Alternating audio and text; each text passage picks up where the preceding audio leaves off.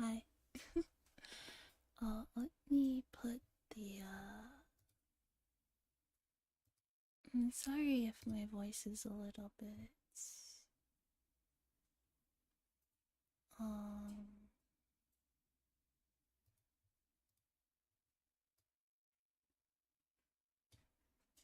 sorry if my voice is a little bit I float. Um and sorry if my voice is a little bit rough.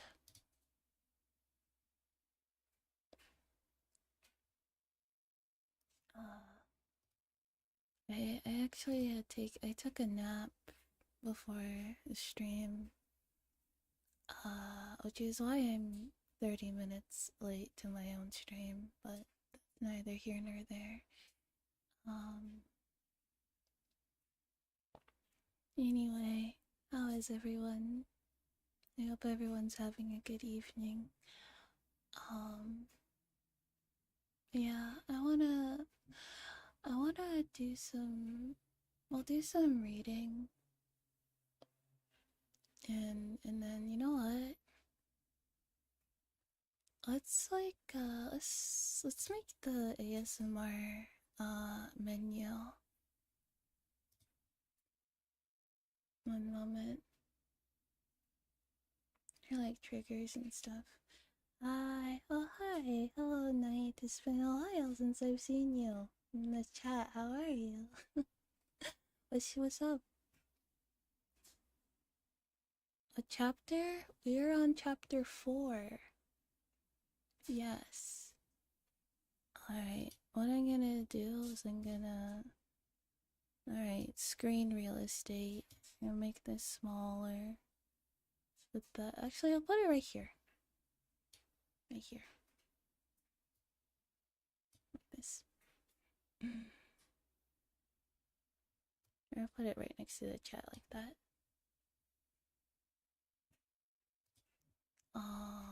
And then I can put the ASMR menu over there.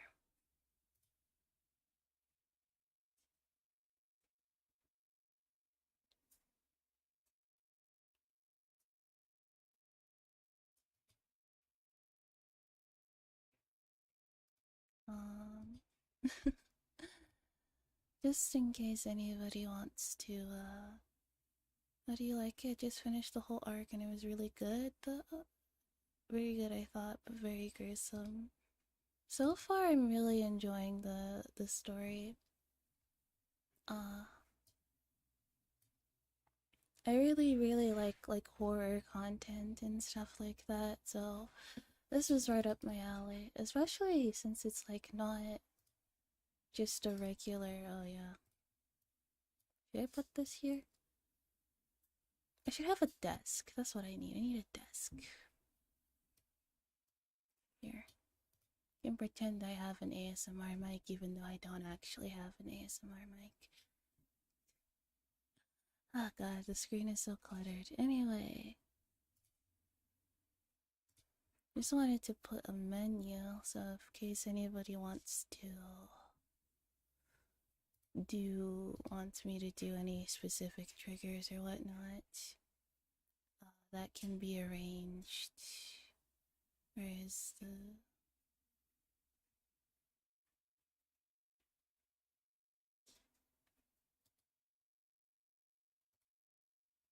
There it is. Make it smaller. Put it over here. Now we need text. Menu.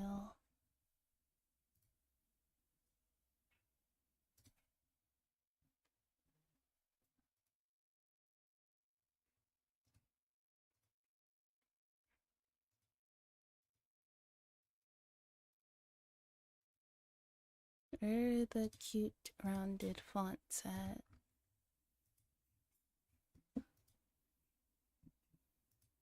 Okay, sure, I'll take that. And then color.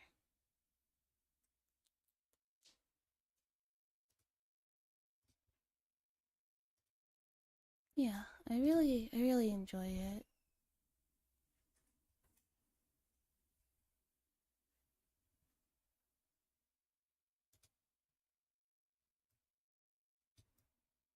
Ugh, why does it look so crusty?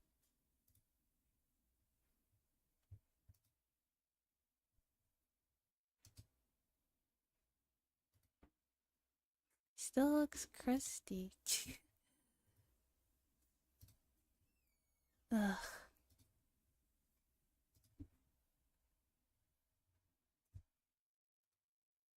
nope, still crusty. You do, you're up to book 4? Wow. That's impressive. Damn, I'm so behind. I'm really behind on that.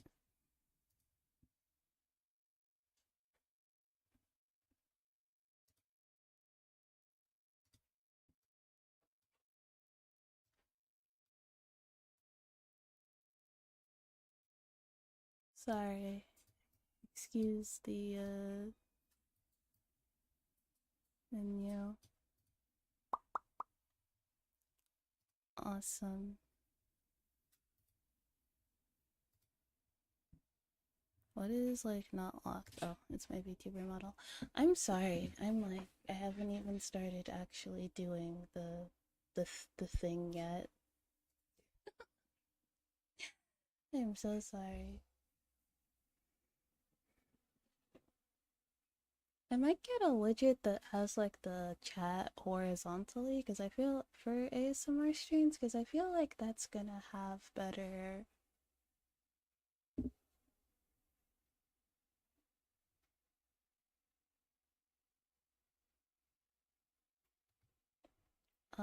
I feel like that's gonna have better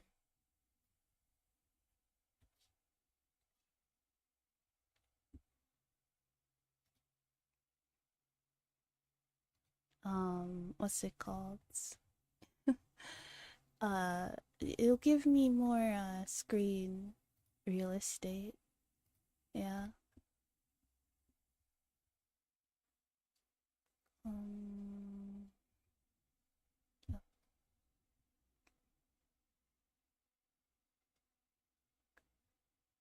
uh,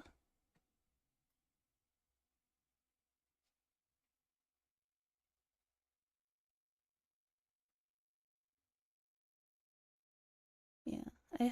I can't I yeah.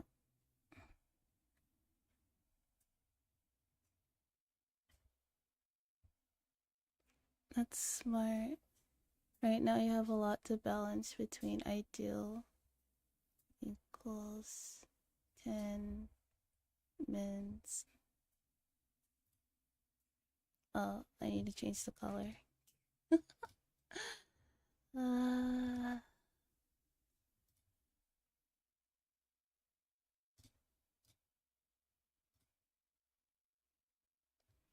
not background color.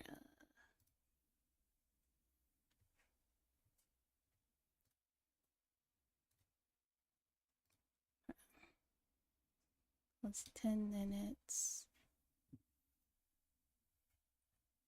Thumbnail to ASMR.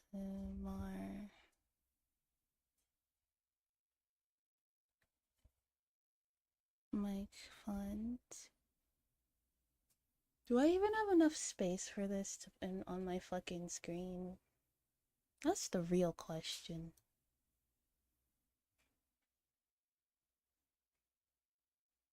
You know what? This is a cute idea, but I don't think I have enough space for that. uh, what is that? That's my ASMR mic. And then this is the. Alright, I'm gonna delete that. Okay.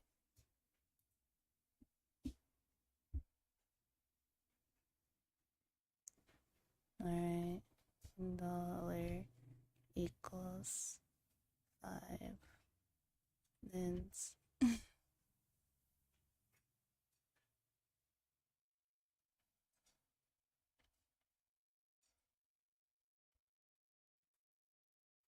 What What do you think of the automaton so far? So we've just in chapter 3, we've just met the automaton, right? Uh, I think she's really cute. Um, but I'm very curious to see how we use her. Like what because there's like a huge I like how there's like I like how there's like a huge gap between that like the fact that she's like this like how you say like unstoppable force of destruction. Yeah, yeah, she's like this unstoppable force of destruction and then like when he I guess for lack of a better word tames her, she's like she's like all like, "Oh my gosh, darling, I love you so much." I think that's so funny. All right, I can I don't know where to put anything. Help. You can put it right there. There you go.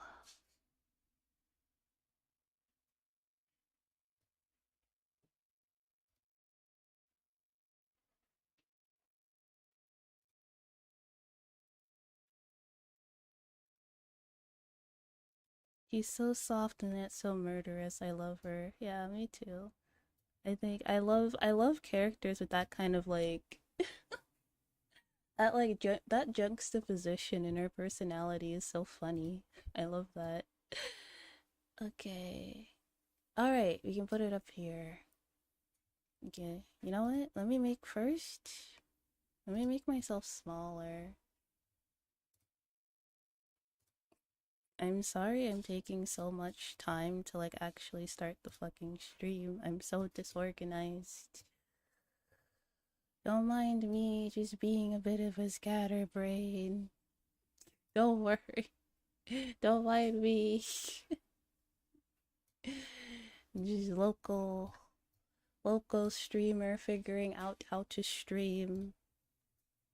Be patient with me.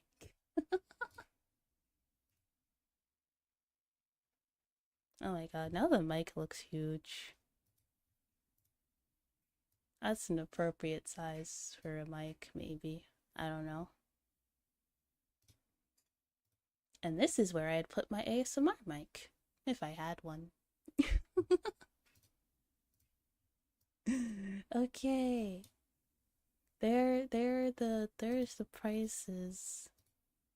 Small child hiding behind her ASMR mic. Is it easier to read when yeah, the dark text actually is easier to read, okay. Um and then okay. Oh my gosh, we're cooking. Alright. I just need to make another chat and then text and then triggers. What are the trick? What? Wait, that name is already in use. Where? When am I? Sure. Wait. Ah, fuck.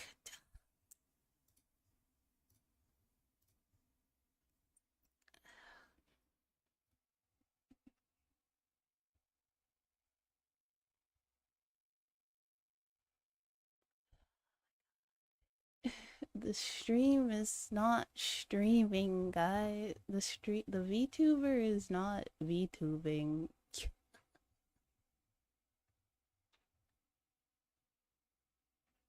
Oh, you shall see. You shall see.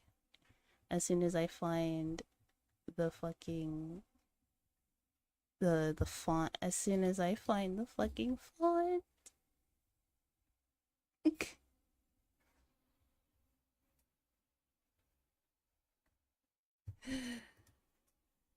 As soon as I find the fucking font that I want to use.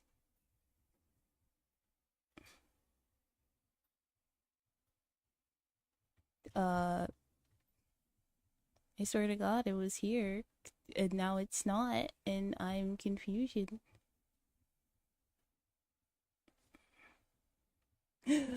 Okay, seriously, what the fuck font is this? Okay, starts with a fucking S. Alright.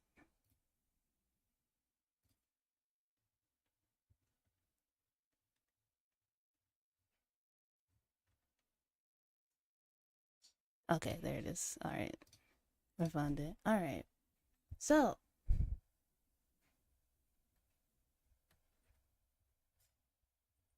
Oh, in ear. Alright, ASMR triggers. Well, in ear.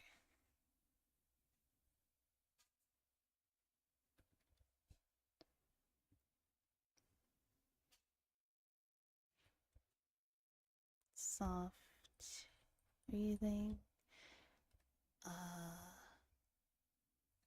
Ice crunch.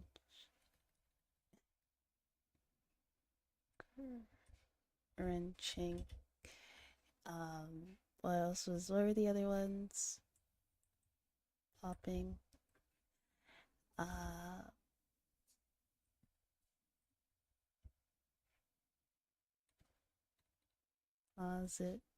Positive. Affirmations.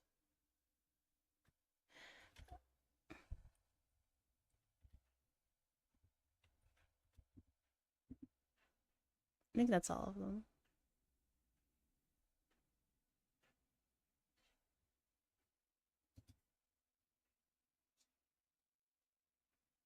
If there are any more, if there are any other ASMR triggers that you guys like, do let me know.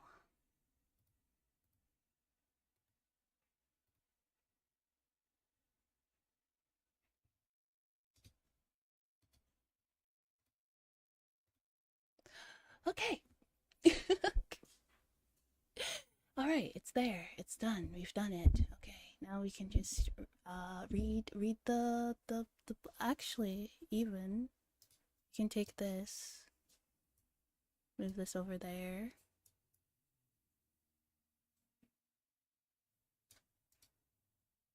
Boom. There we go. It's a little chaotic, but it works. That's pretty much like that's like literally my personality, so we're good. I'm gonna close that there. And now I'm gonna actually read the story. Oh yeah, wait. I need the let's see. Let's do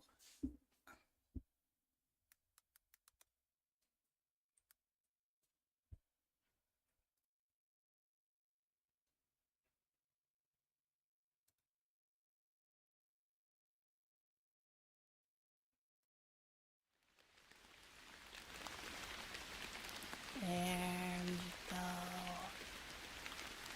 Alright, we got the light rain sounds. We got everything. Let's go. It's a bit loud. Okay. How about that? Is that better?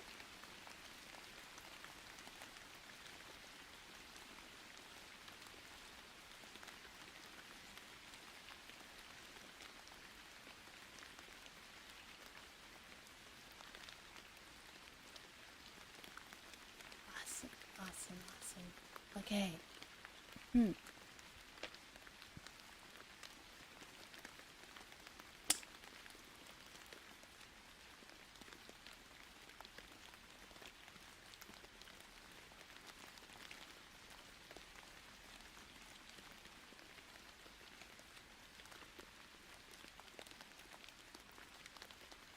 Chapter 4.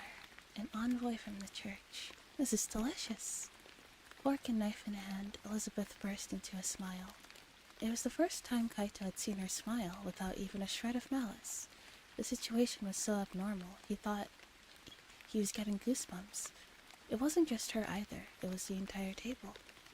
The long table had been furnished with a stately arabesque tablecloth,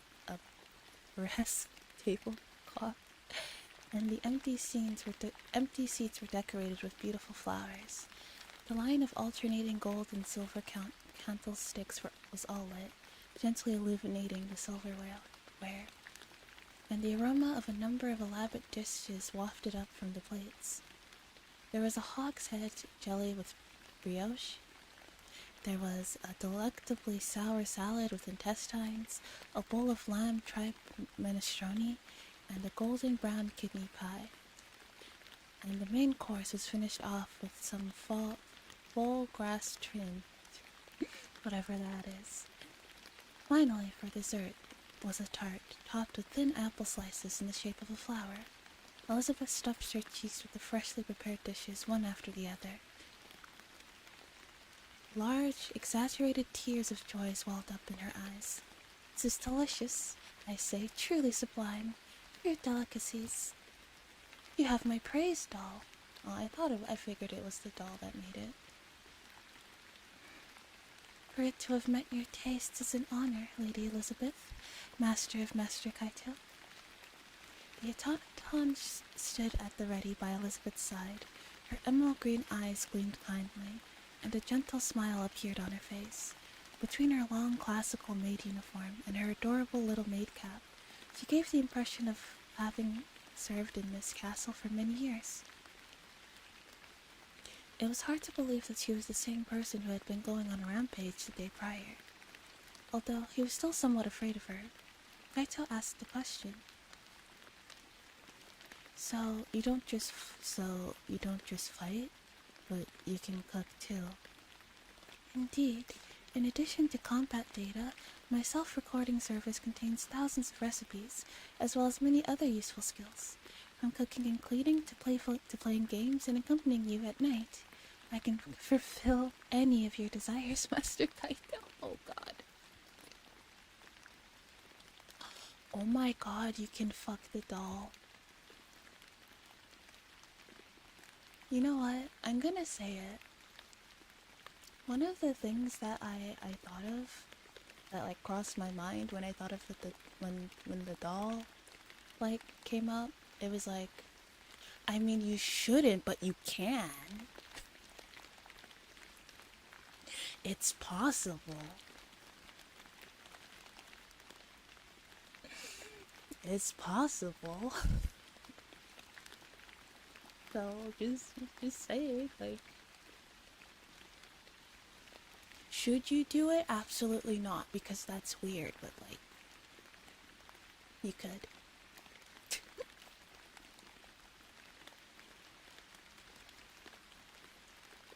Although he was still somewhat afraid of her, Kaito asked her a question. Oh wait, hang on. Let me pin.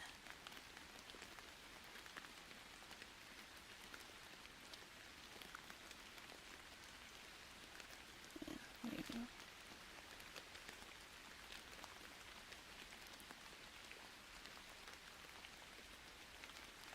Alright, awesome. Now then. It was hard to believe. Wait. You don't need to go that far. I don't need that kind of extra service. Kaito waved his hands from side to side. Whenever he interacted with this doll, he often found himself at a loss, and whenever he did, the doll hung her shoulders with such dejection that he could practically see dog ears and a tail dripping from her head and waist. Is that so? Honestly, I'd be too scared of the doll to fuck the doll. She could kill me too easily.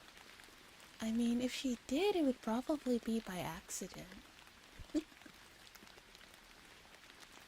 If she did, it would most certainly be by accident.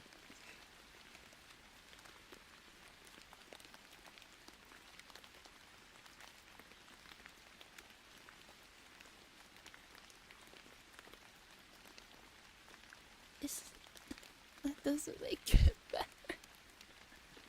It's not out of malice. She just accidentally crushed you with her, like, overwhelming robot strength. That's not her fault. She can't control it.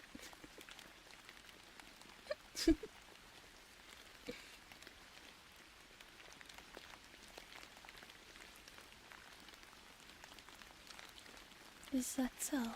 Well, should you ever change your mind, please do not hesitate to instruct me as you see fit. I exist solely for your sake, Master Kaito. So no matter the time or place, doing whatever you want with me is my ultimate pleasure. Wait, no matter the place? You mean like outside? Of course, outside is fine too. What in the world might you two be talking about? Munching on a huge slice of pie, Elizabeth raised her voice in exasperation. After enjoying the delicate blend of sweet crunchy crust and the gumminess of the meat, she finished eating. She cautiously wiped her mouth with her napkin, then turned to the doll as if to praise her. See, when my irredeemable butler booted you up, I thought I'd have a little choice but to destroy you, two of you together. But your aptitude for cooking proved quite splendid. Every cloud has its silver lining, as they say. My congratulations, Kaito.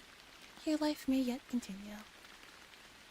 Jeez, I had no idea I was on the verge of death for such a stupid reason. In short, are you saying that I was of use to Master Kaito? My deepest thanks. I can think of no greater honor, no greater joy.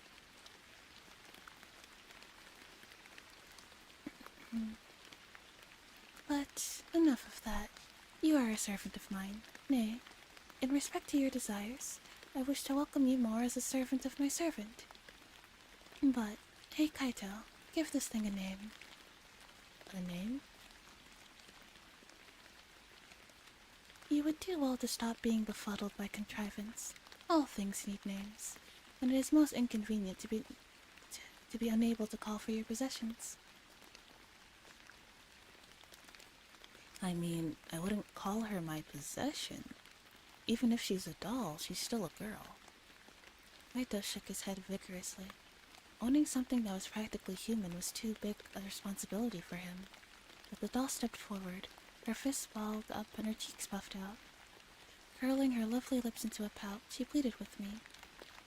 While it may be imprudent of me to say, I am most certainly your possession. Ever since the fateful moment you chose me as your lover, I have been your eternal lover, your faithful companion, your soldier, your weapon, your love outlet, and your sex doll.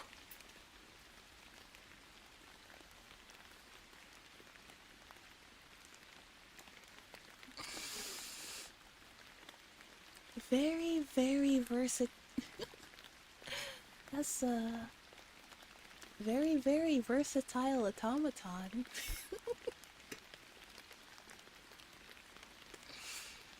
Literally that. I will say she loves saying that last one. Well, I feel if that's the case, Kaito should take a hint and just once, just do it once, you know, just humor her, you know. just once, jeez. Come on.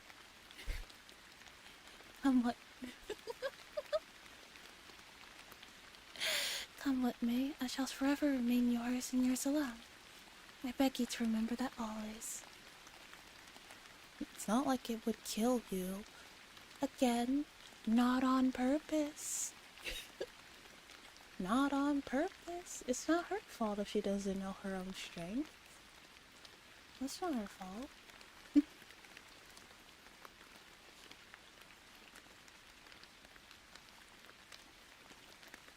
Oh. Alright, I get it. Just try not to say stuff like that. But yeah, either way. It would be nice if you had a name.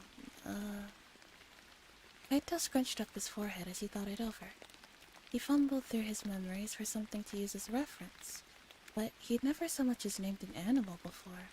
Also, he hadn't been allowed much social interaction. He could recall the few names of the women who had spent time with his father, but none whom he had any desire to use as references. Even the woman who made him Purin left in the end. Oh, hydrate. Yeah. Let me do that real quick. Thank you.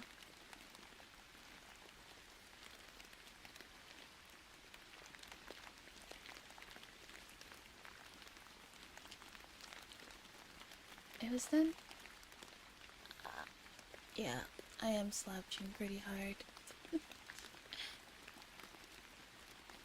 think you can actually tell when I'm slouching because like my model is like this. It was then Kaito recalled a soft nuzzling sensation. Oh yeah, her. There was that time. There was someone who loved me unconditionally. A snow-white puppy floated from the depths of his memories. She had belonged to one of his neighbors. She had become attached to him, and every time he visited, she would wag her tail and lick the tears off his face.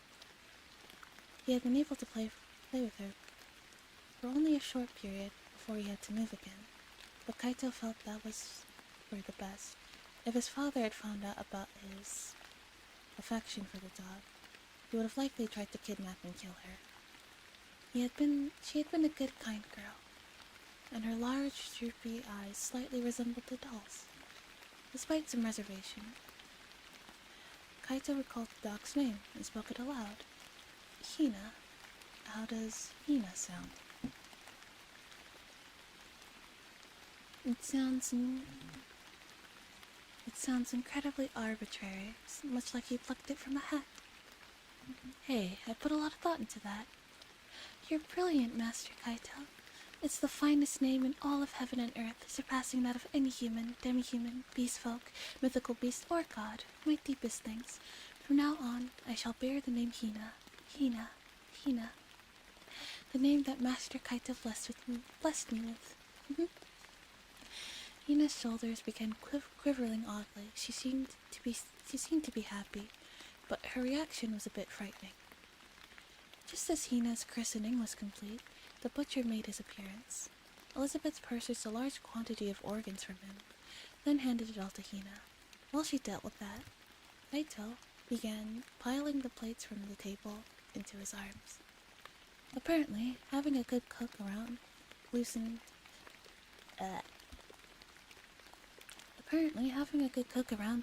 Elizabeth's tongue, and after bowing to Elizabeth, who was engaged in a lively conversation with the butler, Kaito and Hina headed for the kitchen. Once they reached the kitchen, Kaito carried the dirty dishes to the sink.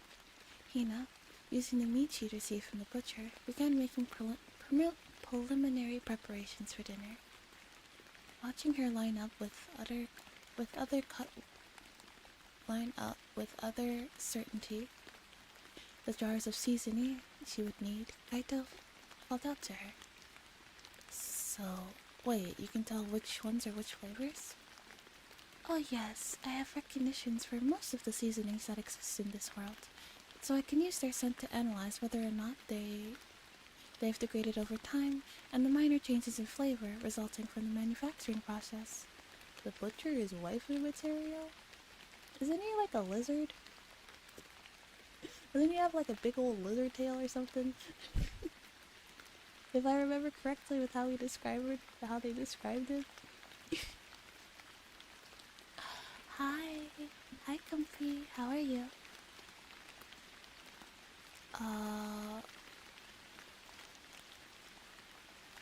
Do a backflip. Hang on.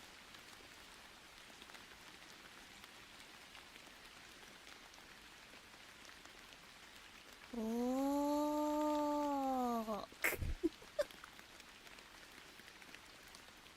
Backflip.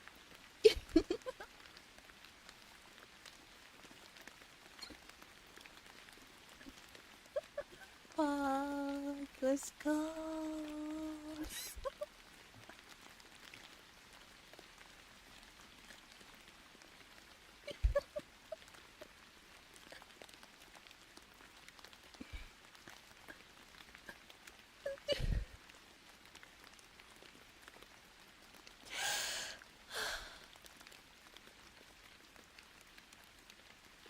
Yay, I'm glad.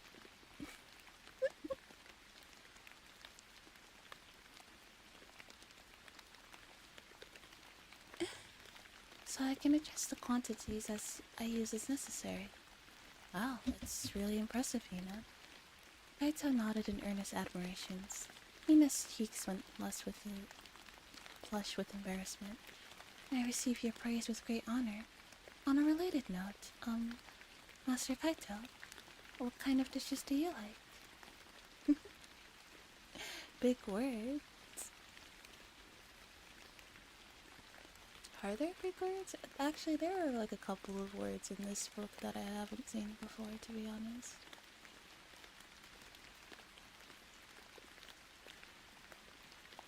I don't really have preferences when it comes to food. As long as it's not rotten or poisoned, I'm perfectly fine with whatever. Always the best with words, she can word like no other. Absolutely, I am like the best, the absolute best at words. Yeah, the words are always wording all the time with me.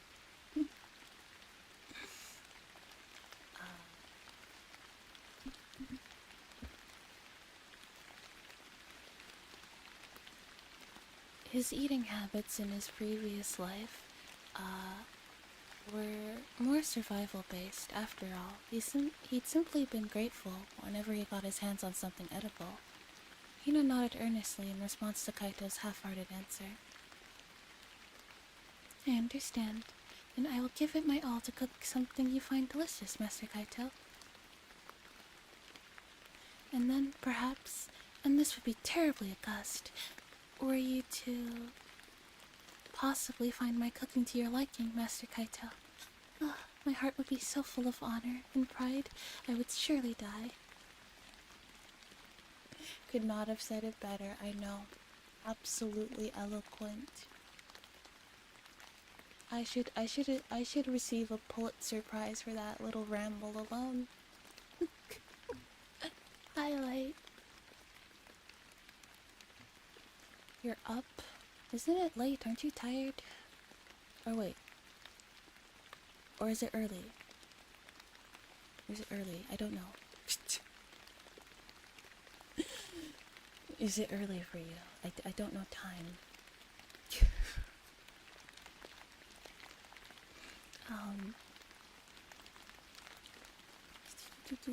Something to find. Settle down there, Hina. Please don't die over something like that. Understood. Then I will live forever.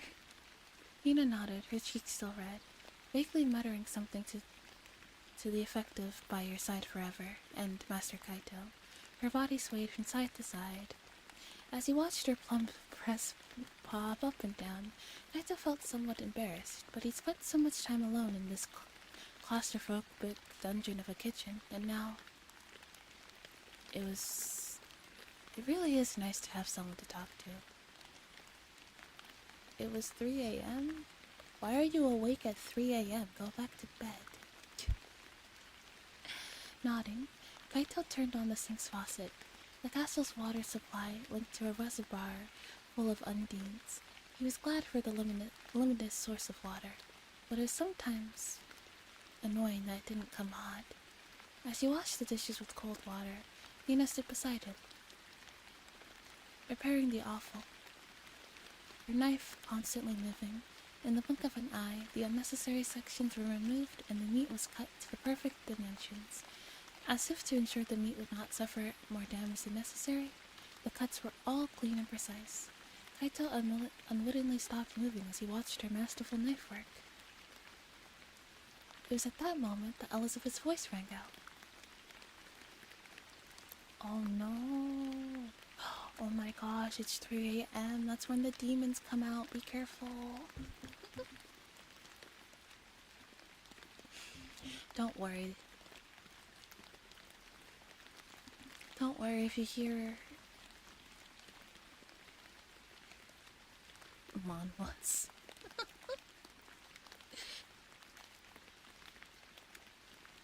Butler. Oh, Butler. Kaito! I heard you. What do you want? Abandoning the wet tissues and leaving the rest to Hina, Kaito broke into a run. He had expected her to be waiting in the throne room, but she was still in the dining room. He opened the door and saw her sitting in her ball and claw chair, tipping a wine glass back and forth. She wore a sullen expression, and her legs were crossed. A new visitor sat before her, occupying the same seat Butcher had been in when Kaito had left.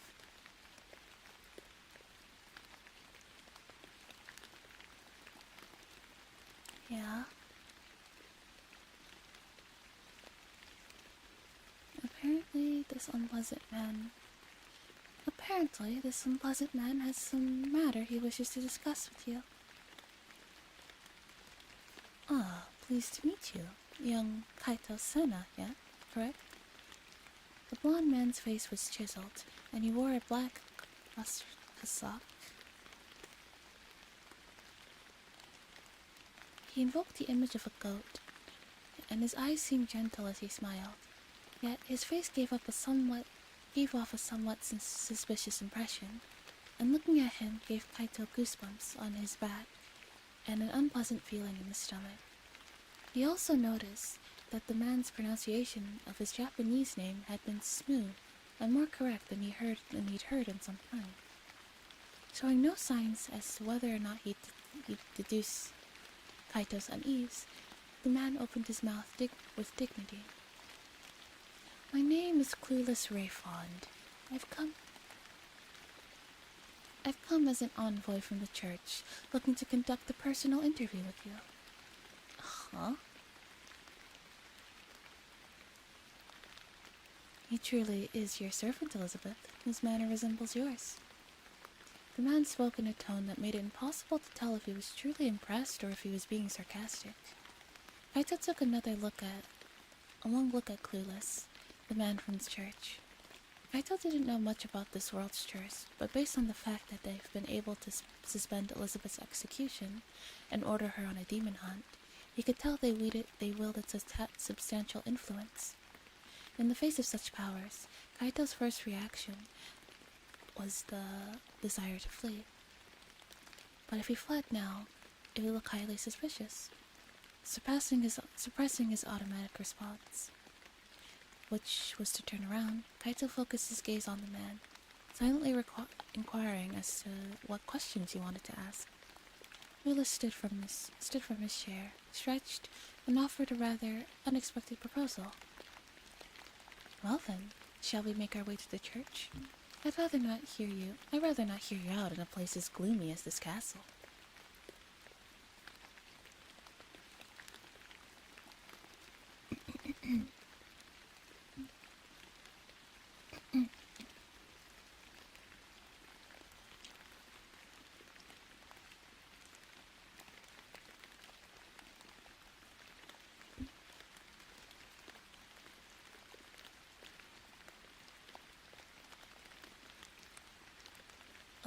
Huh? Well, I'm Lady Elizabeth's butler, you see. I can't just come and go as I please. Insolent cur. So you'll admit to being my servant when it's convenient for you. Nevertheless, he speaks the truth, Clueless. Do not simply carry off my servants with you. I made that one myself. The core component may be worthless, but it comes attached to a rather splendid golem, so he ends up being somewhat useful. You can't take him without my permission. Are you a ghost?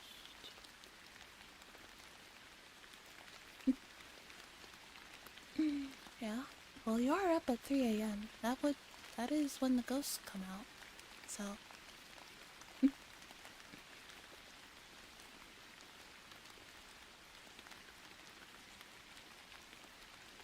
You say that, Elizabeth, but you're the one who failed to report having summoned the soul of someone from another world, aren't you?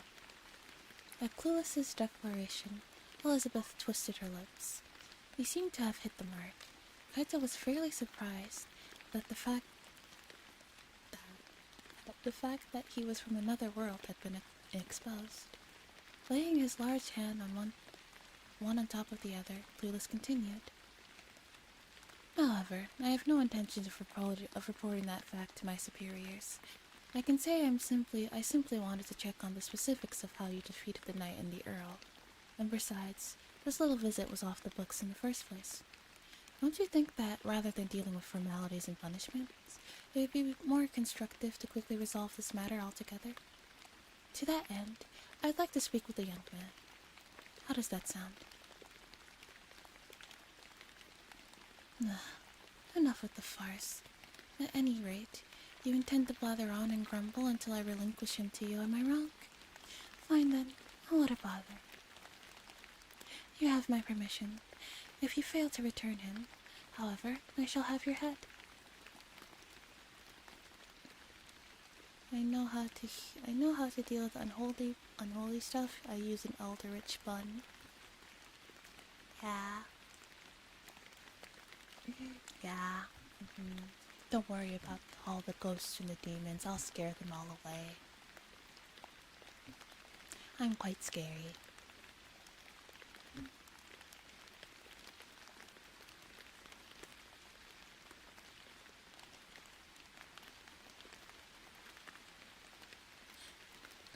There's a good girl, Elizabeth. A most sensible choice indeed. Very spooky. Watching their exchange, Kaito couldn't help but be surprised. He hadn't thought there was a person alive who could stand up to Elizabeth the way Clueless just did. Nodding to Kaito, Clueless began walking.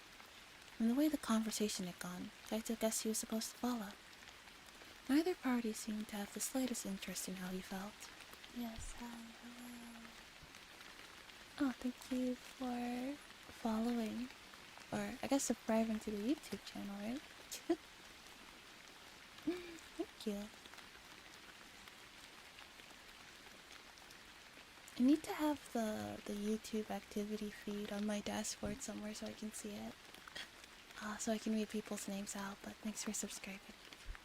I really appreciate it. Oh my gosh.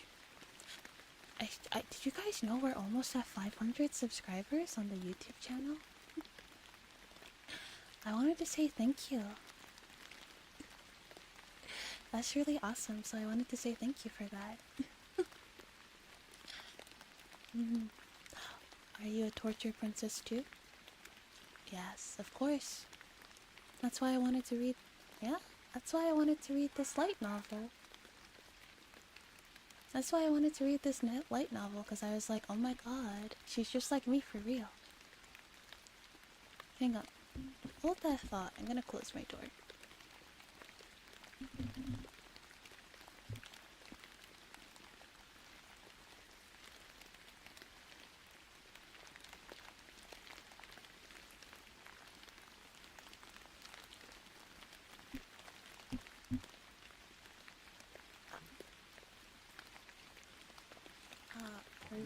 We're reading Torture Princess. It is a light novel about a boy named Kaito who gets murdered, and then his soul is summoned by a woman named Elizabeth in another world. And this woman is a mage known as the Torture Princess. And she is tasked with hunting down demons for the church of this world, and once she finishes that task, she will be executed. That was fast? Yeah, it was really fast. I wasn't expecting that. I wonder if we can we get 1,000 by the end of the year? Public execution. Yeah. Sounds like a happy end. Sounds like there's a happy ending. Oh, like a real Chad. Absolutely. Anyway, I also very much enjoy torture. So when I read it, I was like, oh my gosh, Elizabeth, Slay Queen. She's just like me for real. Now then.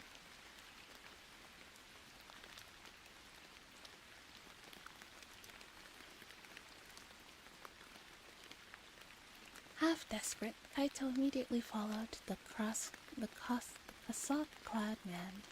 He accompanied Clueless down an underground passage, and they arrived at Elizabeth's teleportation circle. Kaito, having thought they'd been heading outside, knit his eyebrows. Kula stood in front of the circle and turned to look at Kaito.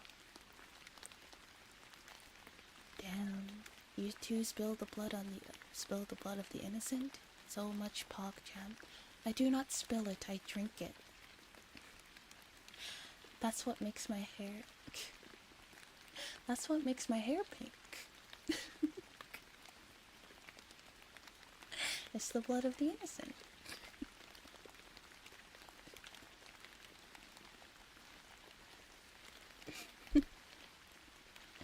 I also like torturing Koala on my 2024. Now you get cancelled. Yeah, go ahead. Cancel me, I dare you. Why would you cancel me? I'm so cute.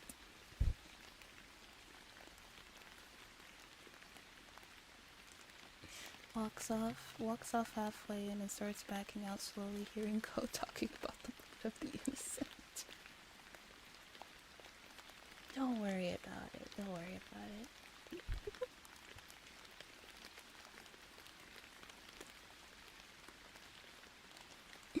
Hello, welcome to this weird bunch chat. Yeah, welcome. And if you're here, you're weird too, so you can't judge me. Yeah. It is. It's a nice place. We like to have fun here.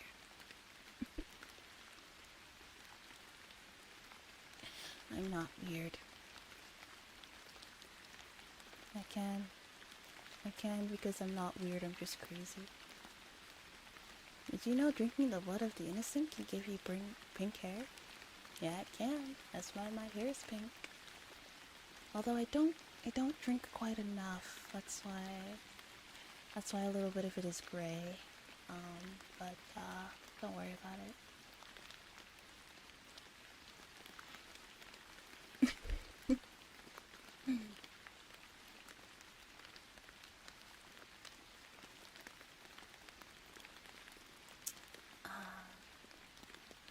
And they had been heading outside, knit his eyebrows. Clueless stood in front of the circle and turned to look at Kaito.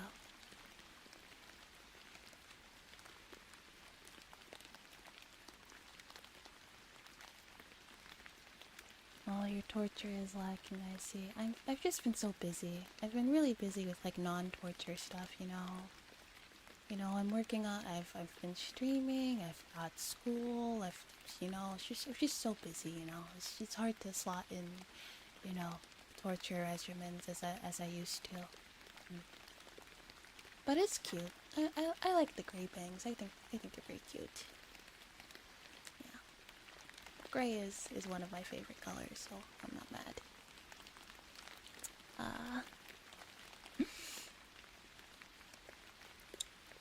Now then, young Kaito, shall we be off? Do you mind the vertigo? Clueless reached inside his kasab.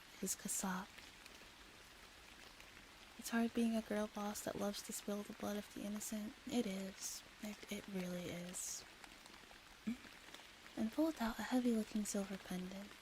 At the end of his thick chain hung an upside-down sculpture of a veiled woman. The intricately carved veil defied gravity in its obstinate quest to conceal the woman's face. Guide me down the path of righteousness. He held it over the center of the circle, and the bloody runes blurred. Crimson drops began pouring into the air, and they then glowed blue and began orbiting like little pet planets. When the rotations reached their peak speed, the blue lights froze, and they fell onto the floor as one. When the blue rain had cleared up, in a basement with a notably different ambience to the one they were in before they spread out before them.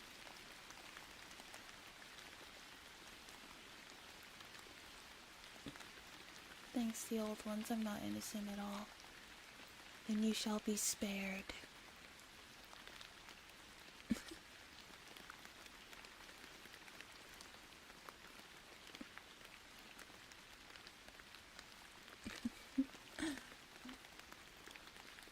When this place is... Apparently, they had reached a place separate from Elizabeth's basements.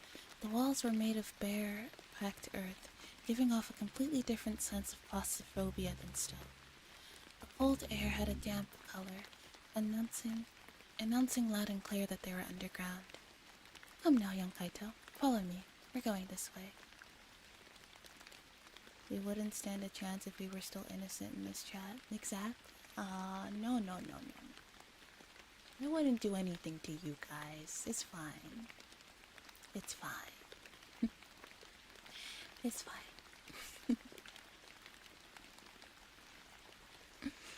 Although if you were innocent, I'd take a little bit of your blood. Just a teeny, tiny bit. Yeah, just a little bit. Don't worry.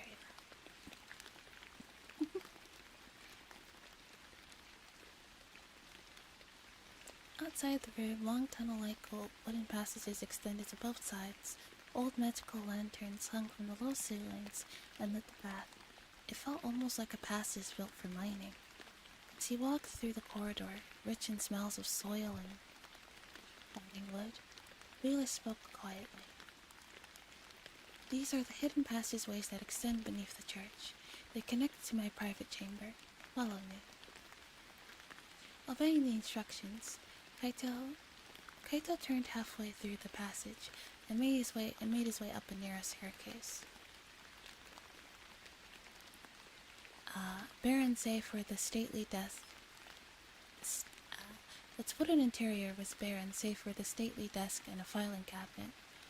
One wall, however, was adorned with the image of the same inverted, veiled woman Kaito had just seen. Upon closer inspection, he saw a single red tear running down the woman's cheek. Ignoring Kaito, Willow knelt and offered a heartfelt prayer to the woman. After a few moments, he stood back up. Forgive me for the wait, and please make yourself comfortable. Thanks. Kaito, being offered the chair at the desk, took it. While he did, Willis based himself with a porcelain tea set that had been left on the desk. He poured a pinkish liquid into the cup. A surprisingly refreshing, minty aroma wafted from it. I love that on the schedule this is labeled as Ko's Comfy Book Club, and we're talking a lot of blood and torture. Welcome to a Koala Mai stream.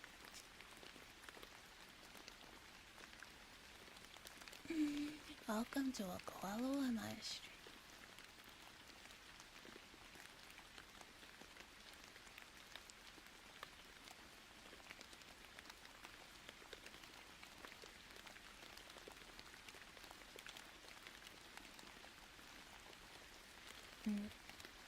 I'm quite a fan of this tea, you see. I buy it every time I'm at my favorite shop. Ah, well, it seems like a pleasant hobby. Aha.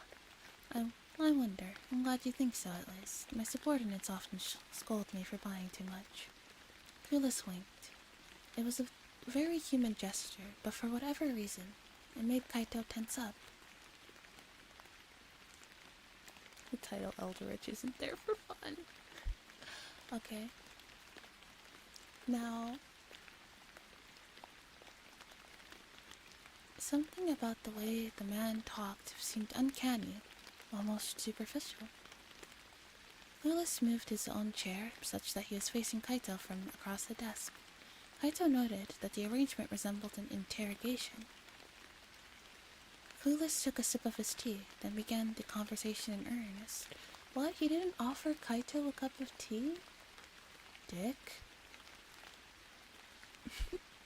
That's the polite thing to do, you know. He didn't offer Kaito any tea. Asshole.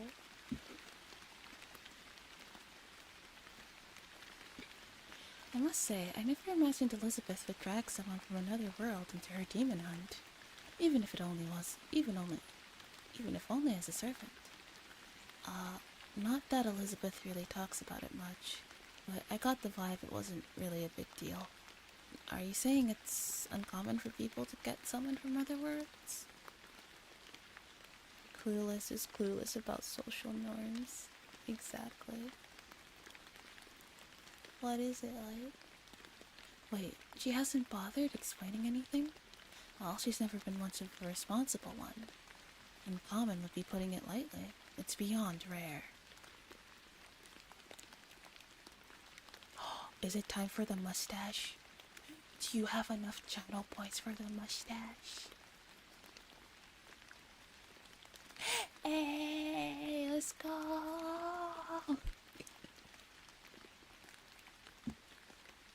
Mustache! Yeah!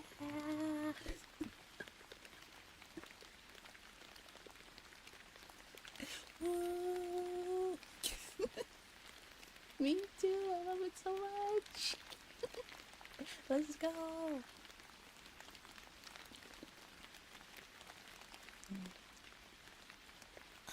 It's beyond rare. I've heard the two of you had shared some memories during the summons. Now you must ask a question. Must ask a question. Yeah. Yeah, comment. I heard the two of you had shared some memories during the summons, but you and Elizabeth must really be on the same wavelength. That, or perhaps you have similar natures. You're saying I'm similar to that woman? Kaito immediately frowned. He could hardly describe himself as similar to that proud, haughty, devil-may-care woman. Taking another sip of tea that he didn't offer Kaito. You know what even pisses me off even more? He poured himself a cup of tea and he's like, yeah, I really like this tea. It's really good. And he just proceeds to take it and just drink it in front of him, and he didn't even offer. Kaito probably would have declined, sure, but you should still offer, okay? It's the polite thing to do. It's the polite thing to do. You should still offer. How hard is it to be like, oh? How hard is it to be like, oh, would you like some tea? It's really good. It's my favorite. Want to try some? And if they say no, it's like, oh, okay. How hard is it to do that? Fucking asshole. Where are his manners? Absolutely. He's worse than the murderer that is the torture princess. Honestly, Elizabeth may have committed genocide. Who is this disgusting gentleman? Oh, he's a character in the book we're reading. He didn't offer the main character any tea.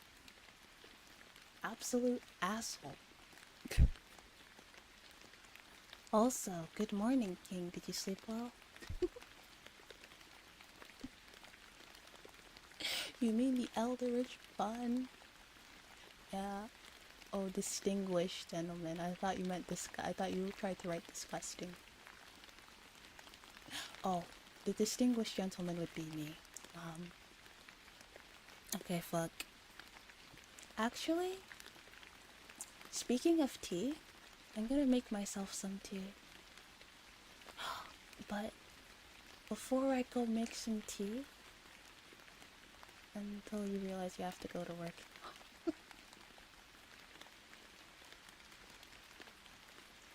Okay. So, now before I go to make tea, you know what I'm gonna say, chat? Hey chat, I'm making some tea. Would you like some too? Would you like some tea too, chat? Yeah. There you go. Yeah. See? That's not hard at all. Alright. I will go fix tea for both of us then. Or all of us. Yes. I would like Boston to just roll over and give up. Okay. Yes, I will be back.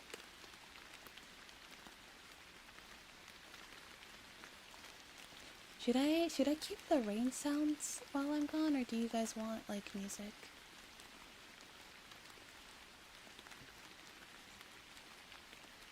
While I'm gone, which do you prefer? Fine with rain? Okay. I'll just increase the volume a little bit while I'm gone. Okay.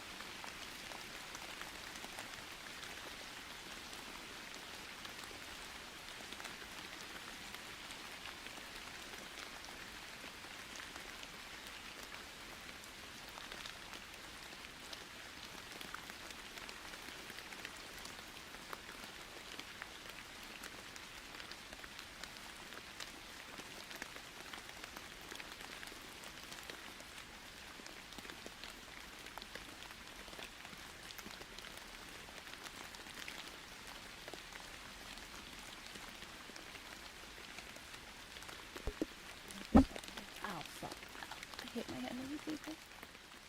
Anyway. Yes, hi, hello. Oh, thanks for following. Nabi Tara, thanks for following. Mwah.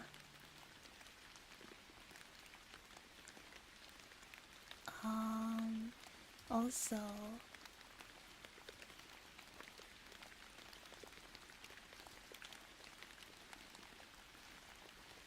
here's your tea chat. There you go. Here's your tea.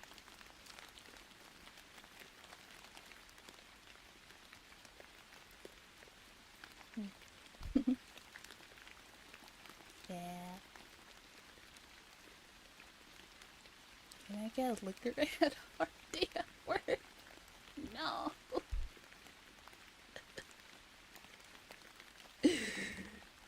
No. Okay.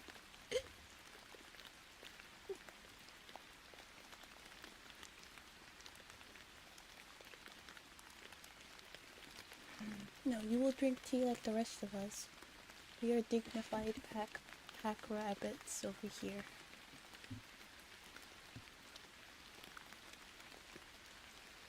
Now then.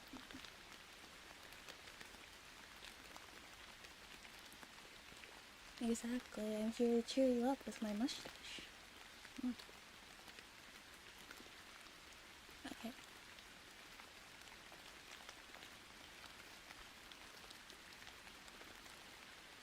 Where's my... Some share. Making another sip of tea, Cleo shook his head. I'm sorry, that was lewd of me. I certainly don't find the two of you similar, and after all, I've heard that Elizabeth Lefau's cruelty started quite early on in her childhood.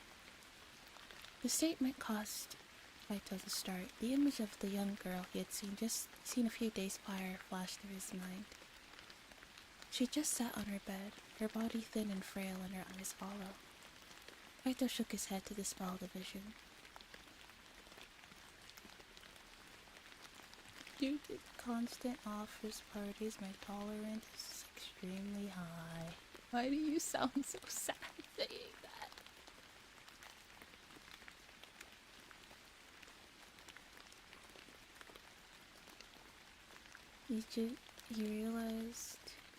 You realized it was rude to compare Kaito to a murderer and didn't realize it was rude not to offer tea.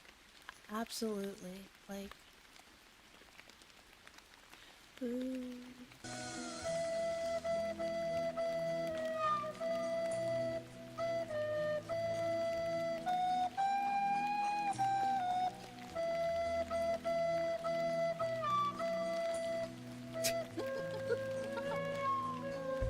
Yeah? Rip. Sin City wasn't made, yeah. What was that for? Now guys.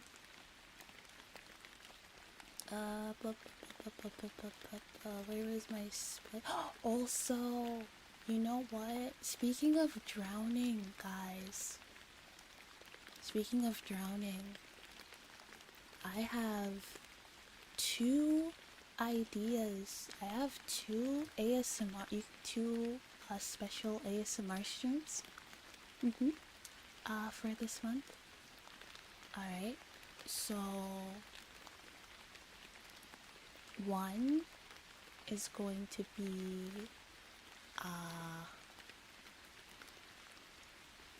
I'll keep the other one a secret, but the first one is gonna be a maid roleplay.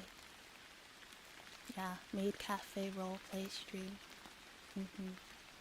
And the second one, let's just say it's a situation in which I might be able to drown you again. But if you behave, nobody will get drowned.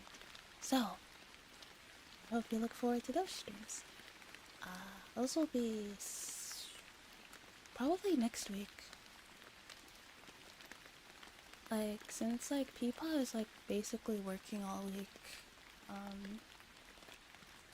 I might as well do some extra streams next week so I don't get lonely. So yeah, we'll do those streams next week. Did you get to hear the screams of the innocent as you drink their blood? Yeah. Well, you won't get to see him because he's busy. He's gonna be busy all week, so... Rip. Oh, actually, he is joining us for, Don't Starve tomorrow, so there's that.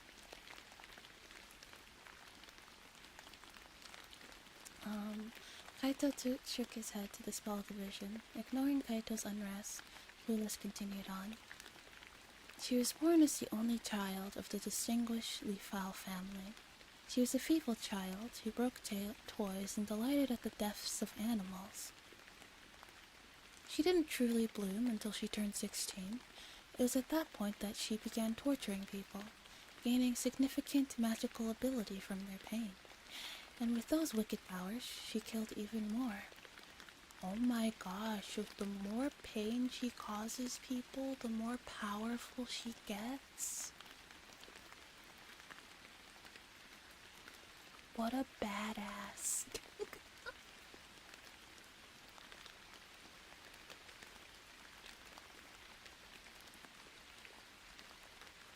Who cares if she's a demon? She's hot. Look at her. Look at that cover art. Look at her. Look how hot she is. And with those wicked powers, yeah, like a succubus or something. Yeah, like a succubus, but instead of pleasure, it's pain. As she committed many atrocities, no entity, living or dead, could inspire fear in her any longer. Least of all God. Oh.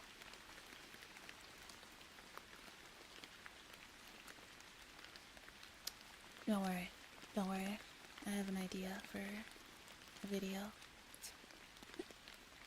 Oh boy. Clueless's hand squeezed down on his porcelain cup. A stern light burned in his azure eyes, as Kaito could tell that his voice was full of needle-sharp hostility. Clueless began chanting merrily with Elizabeth had been chatting merrily with Elizabeth just a moment ago, but his words were now steeped in hatred. Oh no. I just thought it would be fun to do an ASMR roleplay as Elizabeth. Yeah. So it'll be Pove. I don't know, maybe like ASMR roleplay. Elizabeth makes you into her new servant or something.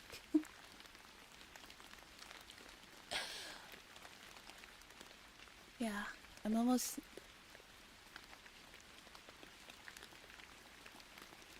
It's not a big mommy. Oh, Elizabeth, well, look from her, like, looking at her, you can see what she looks like right here. She doesn't look that tall.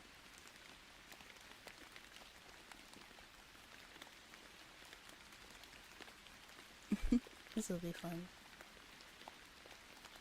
Clueless had been chatting merrily with Elizabeth just a moment ago, but his words were now steeped in hatred. Squinting in the face of the severity of Clueless's reaction, a seed of doubt took root in Kaito's mind. That's what you know what? Oh, I don't have mommy energy in the X? That's what you think, but you haven't heard this week's video. You haven't heard this week's ASMR video. Because it's not out yet. I haven't posted it yet, but... You're a little sis, no mommy. That's what you think. You guys even watch my ASMR videos? Anyway. You guys don't even watch my ASMR videos.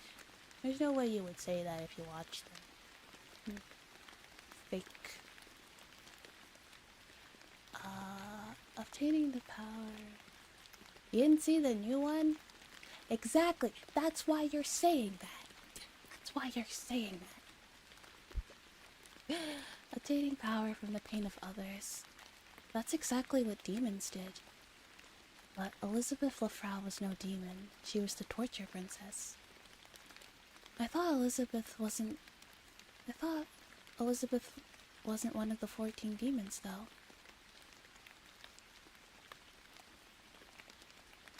I will not lie, I forgot you had a YouTube channel until you mentioned it earlier this stream. I'm subscribed now. Yay! How to view something that's not out yet. Well, okay, valid. Valid. I'm sorry, I'm like editing like 4 videos at the same time, so it's gonna be, just give me a bit. Then did you see the other video? Did you see the where's the vid, huh? Well, did you watch the other one? Like the join the dark side please? That had like Dom vibes to it, I would say. Yeah, that wasn't little sister energy. That wasn't little sister energy. So suck my dick. It was cute. God damn it. She shouldn't be able to use the power. Sure she isn't. She accomplished that all by herself, not contracting with anyone or anything. She shouldn't be able to use the powers of demons. And none but the High Priest has been able to discern the mechanism by which she's able to turn people's pain into her own power. But the facts are facts. You know, that's big bro energy? What the fuck does that mean? What are you doing, step bro? Don't clip that. Please, for the love of God, don't clip that.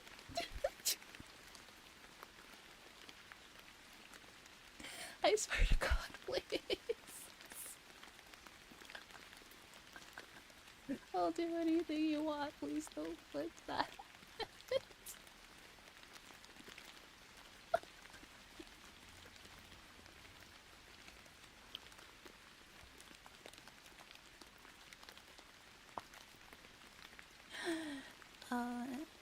But facts are facts. She is an evil woman with powers surpassing those of the demons. Her very existence is blasphemous. Ha, lol, I didn't, lol. The clip command isn't, I never set that up, so, suck it. Clueless spat these words. Perhaps he was right, but Kaito wasn't sure how to respond. It was true that Elizabeth was a torturer, a despot, and a tyrant. Yeah, damn right I am. But now she was fighting the demons, and the number of people in this world who stand up to those hell-birthing monsters probably wasn't high. And for now, Kaito was assisting her.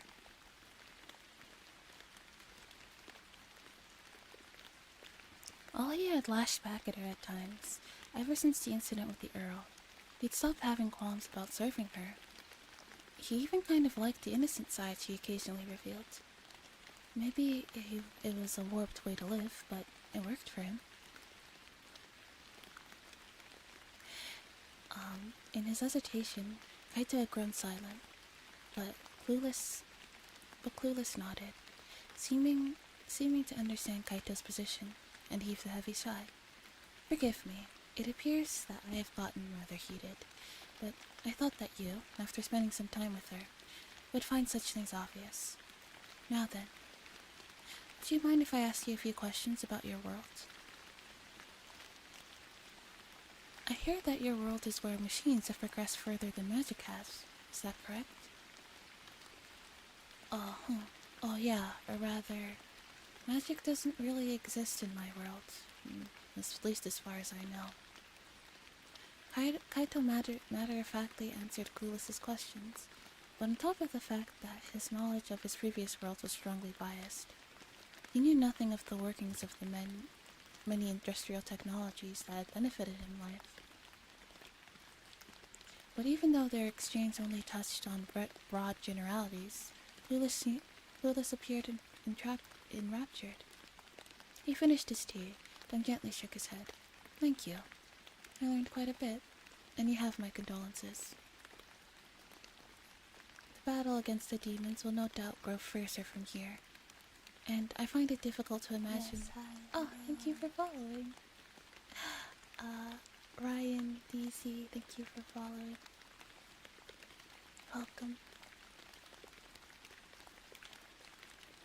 Will no doubt grow fiercer from here, and I find it difficult to imagine you continuing to serve Elizabeth once she finishes killing all 13 demons. Is that so? I mean, his body is immortal, but I expect it'll get pretty rough from here. Wait, and even on the off chance you do survive, all... That's weird.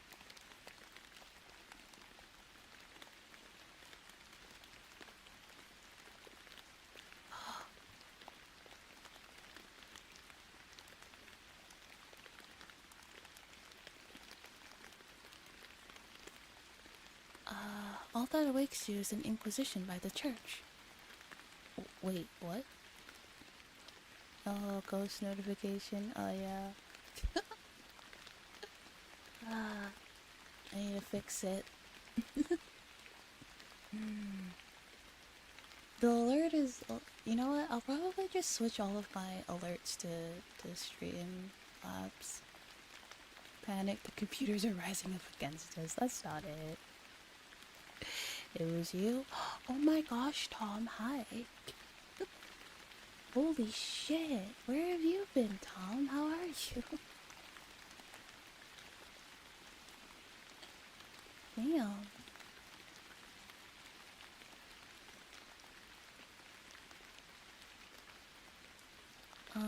Why so surprised? Kaito raised his voice in surprise. Clueless was unbothered by his rudeness.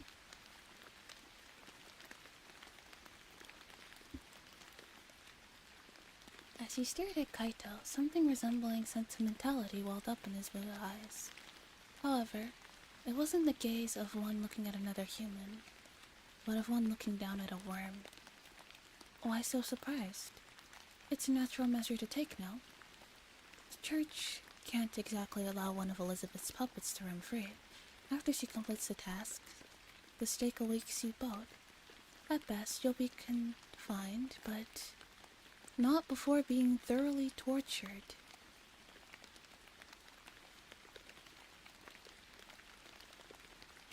I've been hiding in the woods from the police. How are you? I've been doing really great, actually. Oh yeah, Tom is like, I believe he was one of the first viewers I've had. He's been around for a minute. Yeah.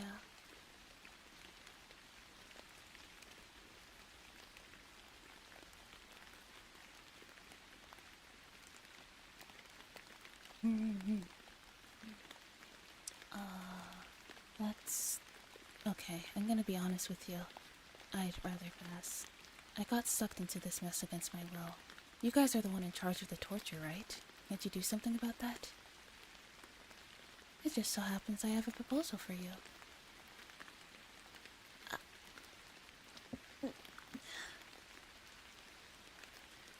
Clueless leaned forward in his seat. As he did, goes back. Yeah.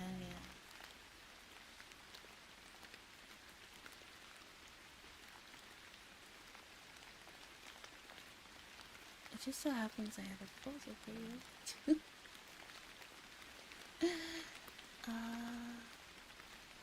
Clueless leaned forward in his seat. As he did, Kaito felt as though a piece of incongruous puzzle, like the piece of an incongruous. Fuck, that word is so hard to say. incongruous puzzle he'd been a part of finally slid into place. All the talk leading up to this had been a mere prelude. Lulis appeared attentive, but Kaito got the sense that it had all gone in one ear and out the other. Think about this. I consider Elizabeth dangerous enough that I've been unofficially monitoring her, as well as occasionally dropping by to check on her. After the church captured her, we bound her in such a way that she could not resist us or try to escape. But if she was to form a contract with one of the 13 demons, her power would grow, and those shackles would be insufficient to restrain her. In fact, if her unique power was to synergize with the demons, it would be quite terrifying indeed. I said the word. I did it.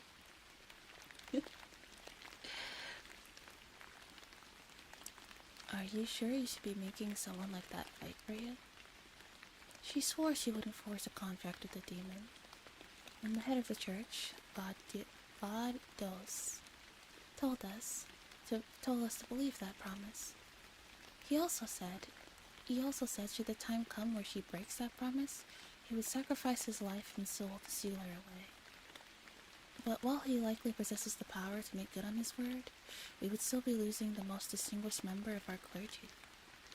Having anticipated such a calamity, I cannot, in good faith, sit idly by and allow the birth of a demon that will surpass all demons. Lulis reached inside his cassock, and once more withdrew the pendant with the upside-down suffering maiden. He carefully opened its hidden compartment and pulled out a vial.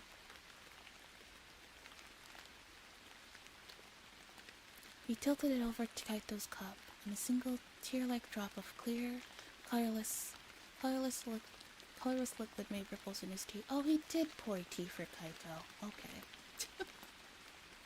Okay, he did give Kaito tea. Alright, good.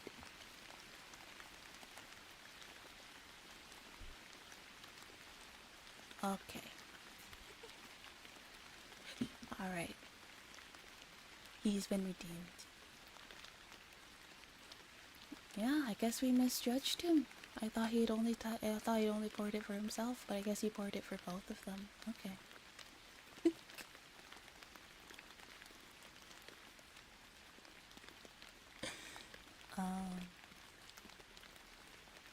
As it did, it briefly stained the...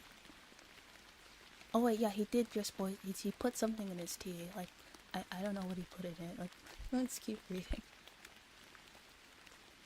As he did, it briefly stained the pinkish tea deep purple. The tea quickly returned to its original color. If he... Maybe put mint in? Yeah?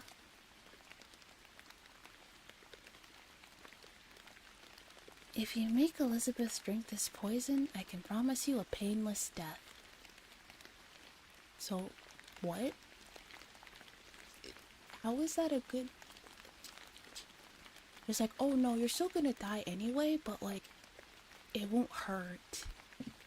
Okay, so let's recap. Clueless has offered Kaito two choices. His choices are A, die painfully, or die without pain. Either way, you're gonna die. So just pick which one you want. But either way, you're not gonna get to live. Like,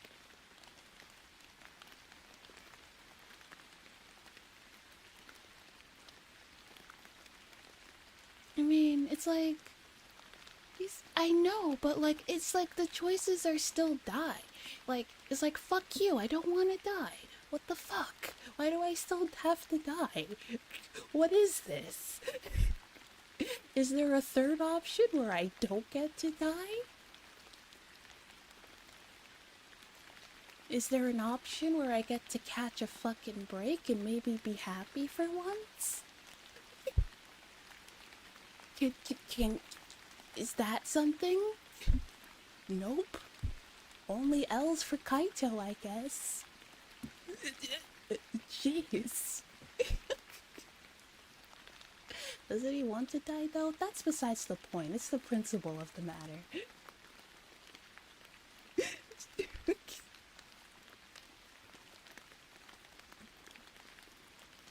You're promising me death? That I am. Your existence is an affront to God, and I cannot permit it to continue.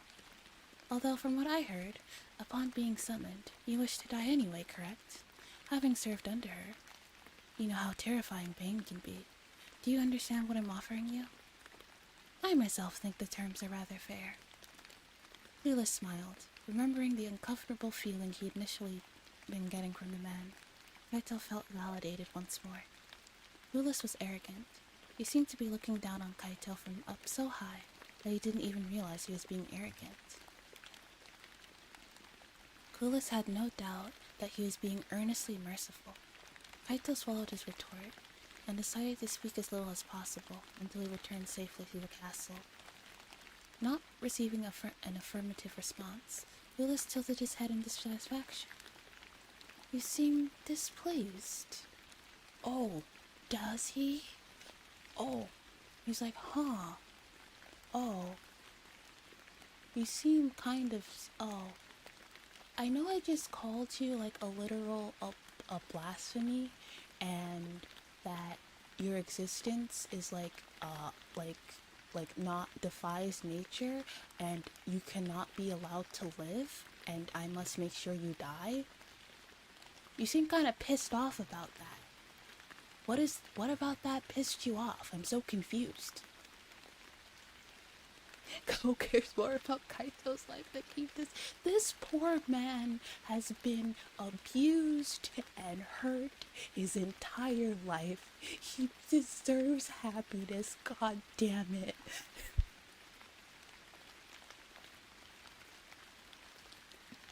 I fucking hate it. Fucking hate it. Fuck Clueless. Clueless is a piece of shit. Worst character. Worst girl. 0 out of 10. I'm gonna beat him up. Very well. In order to demonstrate you the validity of my proposal, allow me to offer you the privilege of observing the heretics under my jurisdiction. Come along. Willis went back down the staircase, Kaito in tow. He strode along the dark corridor with vigor in his gait. They met no other clergymen on their journey. As he continued under Clueless, Kaito thought this rather strange. Clueless eventually reached a new staircase and ascended it. At the top of the stairs was a door with cloth stuffed under it for soundproofing. Clueless turned the knob. Look, listen, and learn. He pushed the door open, and once he did, a blood-curdling scream rang out. Yes, hi. Oh, thanks for following, Mozo. Thanks for following. Hi, welcome. People were groaning, screaming, writhing, and begging for death. The wide square Inquisition room beyond the door was rank with a thick sense of blood and split down the middle by a set of iron bars. Oh, okay, Mr. Hypocrite. You torture people too. But he's like, oh no, it's different. I do it for God. Yeah, no, fuck off. Fuck off. This is still fucked up. This is still fucked up. Don't get on your, he's out here doing awful, fucked up things to people. Heretics or not. And then he's like, oh my god, Elizabeth is so awful. She tortures people. Bitch, and you don't? Bitch, and you don't fucking... I'm about to throw hands at this fucking fictional character, I swear to God.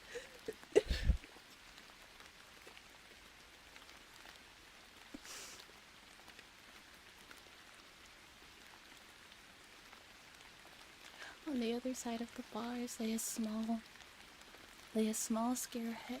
God says I can do as a job's a job. Well, you know what? I almost respect Elizabeth a lot more. God said it's my turn. Lamau, like God says it's my turn with the torture machines. Fucking. What a fucking piece of work.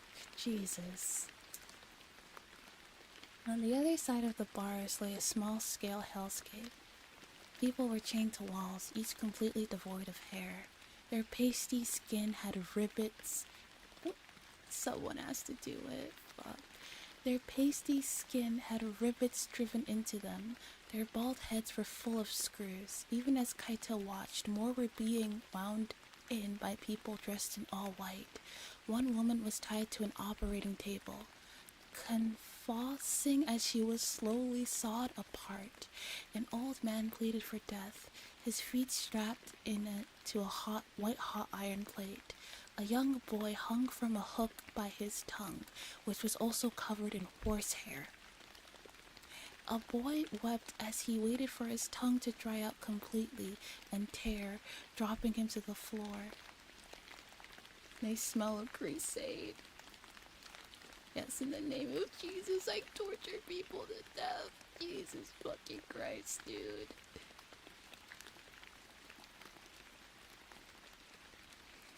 There is also a number of people writhing on the ground. Kaito was unsure how many of them were still alive. And his eyes widened. Yes, exactly, Jesus Christ. He staggered backward a step, but even so, he burned the hellish sheen into his eyes. While simultaneously being assailed by terror, he calmly surveilled the scene. What a merciful proposal the prospect of a painless death now seemed. Okay, well...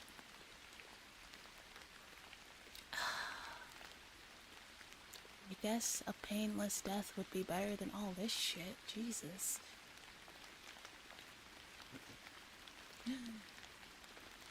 Kaito realized how serious Clueless had been. I look forward to a favorable response. Clueless smiled kindly as he pressed the vial of poison into Kaito's hand. The blue rain fell away, and Kaito's vision cleared.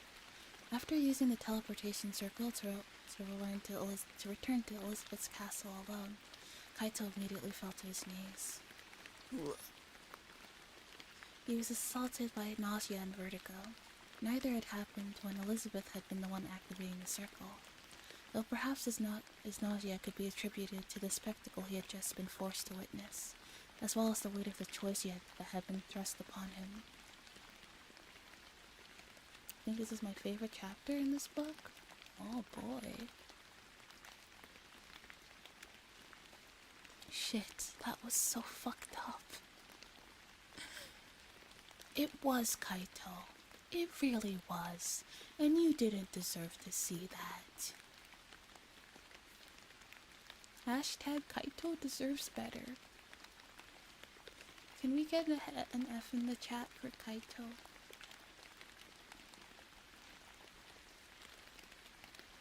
After cursing thank you. After cursing and spitting, he somehow managed to struggle to his feet. He walked through the underground tunnel on unsteady feet. He remembered the way back. He knew from experience that pain jogged his memory. So a while back, he carved a map of the important bits of the tunnel in his flesh, and had Elizabeth heal it for him. She had been shocked and impressed, and it had hurt like hell, but thanks to that, he was able to avoid getting lost and dying like a fool. Poor Kaito only exists to suffer. I know, it's not fair. What did he do? Damn it. I can't remember. Was there something I was supposed to do when I got back? Kaito reviews his remaining duties as he walked.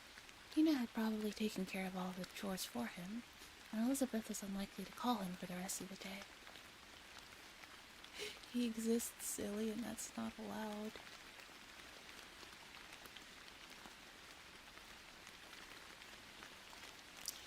Kaito exists. Literally everybody in this book. And I took that personally. Except for maybe Hina.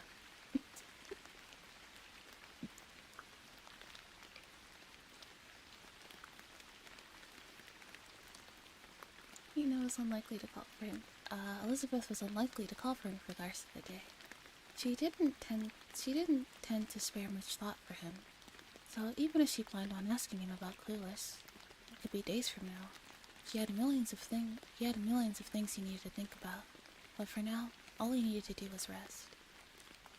I mean, Hina took it personally in a different way. I mean, Hina just kind of wants to be useful to him, and also wants him to fuck her, but you know, that's neither here nor there. But honestly, I think he should do it. He deserves that. He deserves a big titty maid.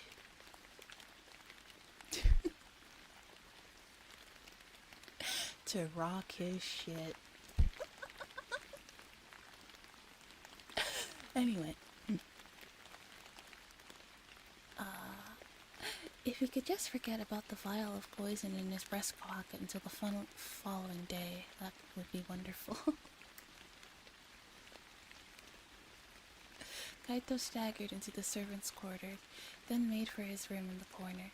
He somehow managed to reach the thin door, and its ancient hinges creaked as he opened it. The instant he did, something soft wrapped around his face. What? Welcome home, Master Kaito. I have awaited for your safe return. Hina squeezed Kaito tightly. It was only natural for him to be surprised to see her immediately after opening the door.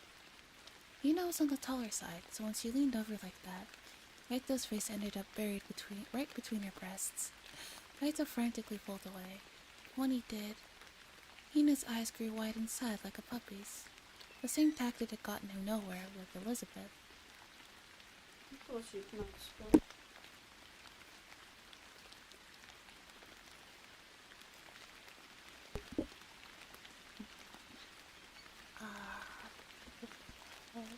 Last morning. The same tactic had gotten him nowhere with Elizabeth, but he was not as immune as she'd been. Kaito had lost for words, averted his gaze from Hina. The cramped room had both a bed and a chair, but neither showed signs of use. Kaito tilted his head to the side, and Hina gave a small hop. Lady Elizabeth assured me that you would return, and each moment I waited for you felt like an eternity. I am deeply sorry that I was unable to accompany you. Oh, I'm so glad you returned unharmed. I was so worried for you that I feared my chest would burst and all my gears would come tumbling out. Hina, best girl. Oh, hold up, Hina. Did you, by any chance, finish the chores and just stand here all day waiting for me? But of course. Why? Is there a problem? Well, you know, if you really want to wait for me, you can sit down while you wait. It's not like I'm going to get mad if you lay down or something. She's a good girl. Hearing Kaito's words, Hina swayed on her feet. Her cheeks flushed as he pressed down on her mouth. Oh my! To receive permission to sleep in my master's precious bed. That is the special privilege of lovers. Nay, of husband and wife. In other words, this is a roundabout solicitation. That's not what I meant. Sorry, I just don't have the energy to joke around today. Kaito lightly brushed Hina aside and collapsed onto the bed. When he did, he noticed a change. The mattress Elizabeth had given him had been hard and musty and knocked him down, but now it was soft and had a pleasant, herbal fragrance. Hina had probably carefully washed it, dried it, and scented it for him, but he lacked the energy to even thank her.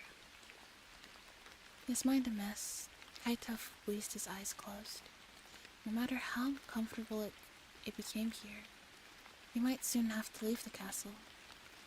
As a traitor, someone who'd slain his own master, and as a compensation for that, he'd get to die painlessly. But no matter how hard he tried, Kaito couldn't imagine himself killing Elizabeth.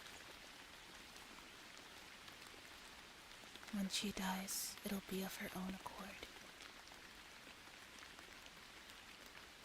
She wasn't the kind of person someone like Kaito could kill. She wasn't, but Kaito knew what would become of him if he turned down the proposal.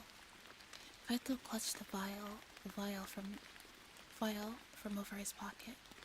When he did, the bed creaked. A soft, pleasant aroma drew near him. Kaito could tell what it was without having opened his eyes. Hina was laying down beside him. Kaito sighed, then spoke to her again. Come on, Hina, My apologies, Mr. Kaito. Then she hugged him tight. As she gently cradled her head, her soft hair brushed against his face. Her touch wasn't sexual, but sensual, a gesture meant to soothe and comfort. She ran her fingers through his hair. His eyes widened in surprise. She lay by his side, twinkling emerald green eyes rich with adoration. She looked like a woman caring for her troubled husband, and Kaito was at a loss for words in the face of such raw affection. Oh my god. Oh, Hina. He really needed that. He really needed a hug. But you seem weary, and this is how lovers comfort their beloved. Hina gently stroked his hair, running his hands across it again and again. Kaito wondered if this is how children felt when their mothers patted them on the head. Her hands were warm, and her warmth traveled all the way to his heart, transcending reason and language to gently unravel the knots of stress deep inside him. Surrounded by clean sheets and the warmth of skin, Kaito could feel his eyelids growing heavy. Hina, if you keep doing that, I'm going to fall asleep. Isn't that a good thing? You can rest easy. Everything is going to be okay, Master Kaito. No matter what happens, I will protect you. When she whispered those words into his ears, the knot of stress finally came undone. Kaito realized how unnerved he'd been, both by the gruesome display he'd been shown and by the fate that had been thrust upon him.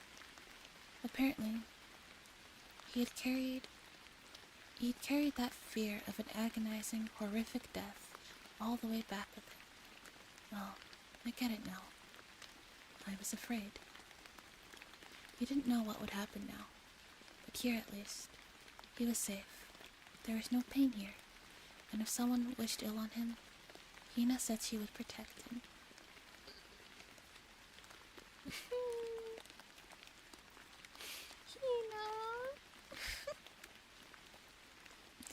Hina is a good girl.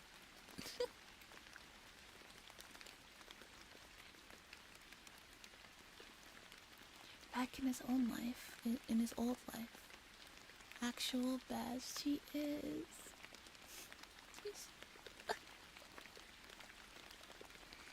Back in his old life, no one had ever protected him.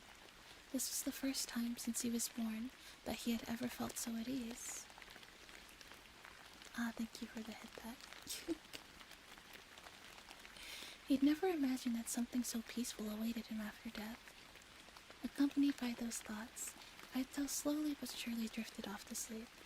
He dreamed, yet he knew it was a dream. Various images and sensations flashed across his eyes and skin, appearing and disappearing like the light of a revolving tavern. Enduring countless wounds, stifling innumerable sorrows. The words, "Remember this," carved into his skin every time he messed up at work. The small warm tongue that would lick his wounds. The big round eyes that had seemed to suggest they could love even a piece of trash like Kaito.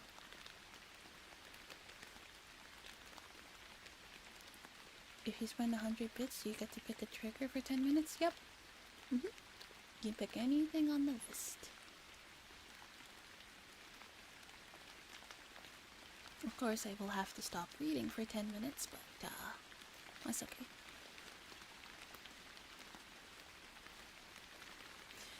The grief and despair he felt in the moment his wooden pipe was crushed, lamenting the fact he couldn't even scream. The body in the armor, the knight's eyes, the terrifying spider, Nui's pained smile.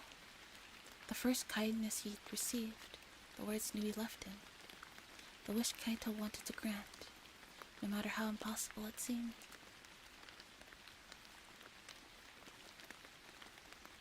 Oh, would anyone in chat object to that? The vision of the frail girl gazing at the outside world, the people slaughtered without mercy, the wicked cackling girl, the distant voice he heard. But if she was to form a contract with one of the 13 demons, her power would grow, and those shackles would be insufficient to restrain her. If that happened, she'd become far more dangerous than any of the current contractors. You embarrass yourself, Earl. You and I are fated to die, forsaken by all of creation. Having lived the cruel and haughty life of a wolf, I shall die like a lowly sow. For that is the choice I made. Her long black hair fluttered as she looked over her shoulder. Kaito realized something as he was lost in thought within the dream. That's right. You aren't going to run, are you? No matter how much pain and despair awaited her, she would take responsibility for her life. She would take full responsibility for her wretched life. As the torture princess, Elizabeth Le Fong, would bear it. It was then that Kaito slowly opened his eyes. Hina held him, still stroking his hair. On her face she wore a peaceful, spellbound smile. She would have been unable to do anything while stroking his hair. Feeling he'd done something wrong, Kaito quickly got up. Hina seemed reluctant to let him go. She looked at him, then tilted her head to the side. Were you able to relax? Compared to earlier, you seemed so much calmer.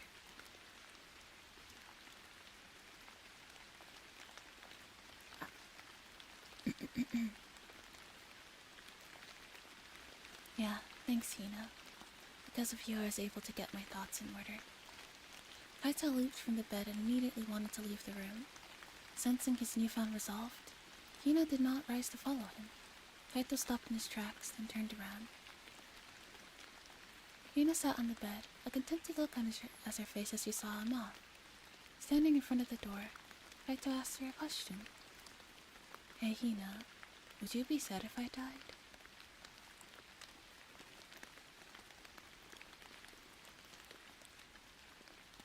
In the horrible and unlikely event you were to pass away, Master Kaito, I would surely die as well. No, what are you talking about? Well, you see, I have absolutely no desire to spend so much as a second in a world where you do not exist. Oh, Hina.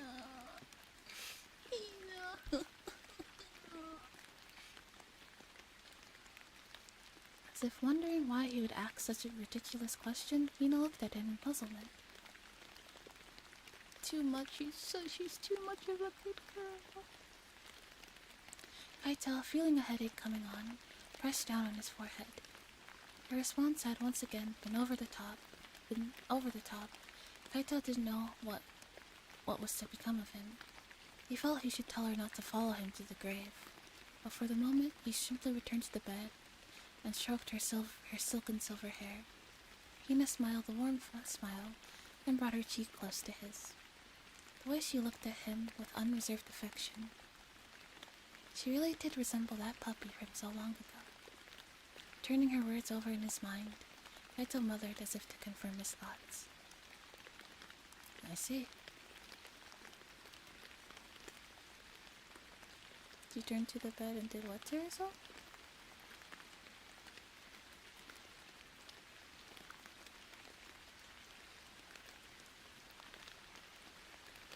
Wait, what?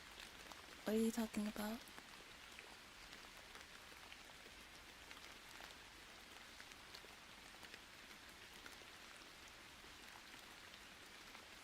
and brought her cheeks close to his. The way she looked at him with understanding really did seem like that puppy from so long ago. Turning her words over in his mind, Kaito muttered as if to confirm his thoughts. I see. I guess, if nothing else, I'll have to keep living, then, won't I? No?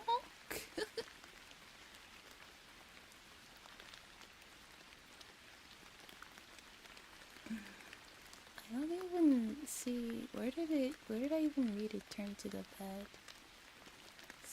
To look in her face, asked her a question.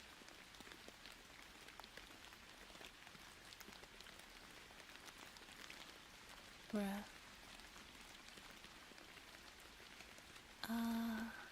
He made for the hallways. Not long after, he broke up to a run and searched for Elizabeth. He found her in her throne room. She sat alone in front of the carved wall, gazing at the full moon. Below the black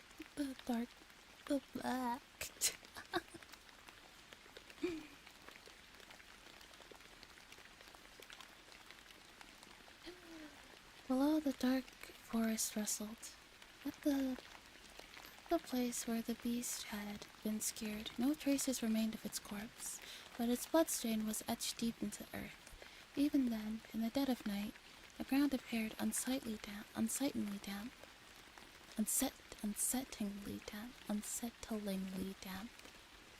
However, eventually, new trees would grow and cover that up as well.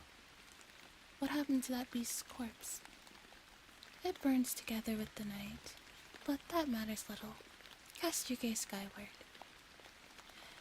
Not even turning around as she answered, Elizabeth lifted a gaudy wine glass off the top of the table beside her.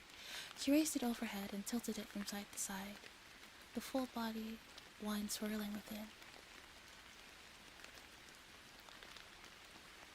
The red wine reflected the white of the moon. "'Tis a good moon tonight." She gulped down the moon's reflection, then placed her glass back on the table. Kaito retrieved the bottle from a silver bowl, packed with spirit-made ice. He poured her another glass of wine, then drew out the vial of poison from his pocket. He poured a drop of the clear liquid into the wine. The beverage briefly changed from a velvety red to a sickening shade of purple before settling back to its original hue. Kaito handed the glass to Elizabeth, who had been watching the whole process.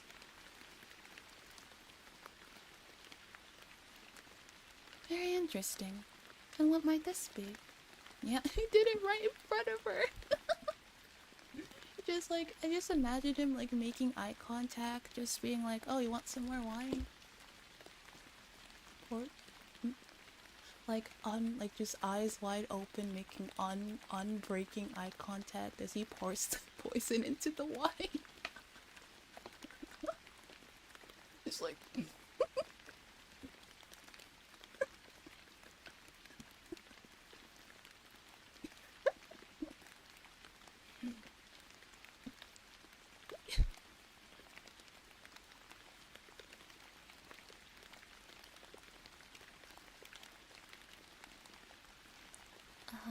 very interesting. And what might this be?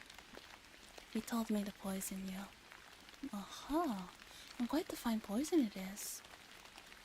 Even I might not live after imbibing it. Here.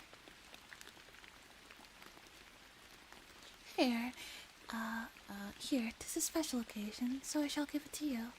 A glass of wine from your master. Accept it with thanks. I respectfully decline. Such a thing would be wasted on me. Hey, listen.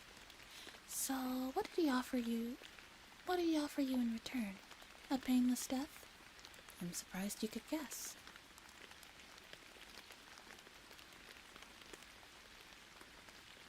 Yes, well, no matter if you live or die, hell surely awaits you. Elizabeth spoke bluntly. It seemed she'd more or less suspected what was in store for him. It probably wasn't the case that she'd been hiding it from him. It was more likely that she simply hadn't cared enough to tell him. She placed the glass back on the table and gave a large shrug. You'd be a fool to take his offer. It's too high of a price to pay if death awaits you in the end regardless. But the basic details are half reasonable. If you were to seek refuge with the other members of the church and avoid being captured by Clueless and his fanatics, the odds that you would be shown mercy and allowed to keep living are actually quite high. Really? You do hail from another word after all. It'd be absurd to accuse you of heresy. True, if you were to survive all 13 killings, you would certainly be treated as one of my possessions. But you still have the time remaining, and Hina possesses the knowledge to link the teleportation circle to the church. Do as you will. Wait. Are you saying it's alright for me to run away from here? Of course not, fool. You're a puppet of mine. You will remain mine until the moment you break. But unnecessary as it may have been, a servant of mine shown mercy, and failing to return that mercy would be Boris. Do as you please. A servant of mine showed me mercy, and failing to return that mercy would be Boris. Do as you please, but if you intend to flee, you'd best be covert about it. If I catch you deserting, you will face torture. Yawning, Elizabeth recrossed her legs. She exhaled softly, then reclined against the throne, her face cast in profile by the moonlight. Had the sharp beauty of a blade. She said nothing more. Even if Kaito continued waiting, it didn't look like more words would come. He turned to leave without a sound, but before he could, Elizabeth murmured softly. Question, though. Why not just slip me the poison? You've despised demons ever since that affair with the Earl. Do you intend to sit idly by and allow the birth of an even more powerful demon? Surely Clueless warned you of the danger. Elizabeth turned. Her crimson eyes glittered in the moonlight as they fixed on Kaito. He pondered her question. He hadn't expected it, not from Elizabeth herself. After thinking for a moment, he responded frankly. Just like that important-sounding guy from the church said, I don't think you're the type to make a contract with the demon. Oh? You were going to die alone, forsaken by everything in creation, right?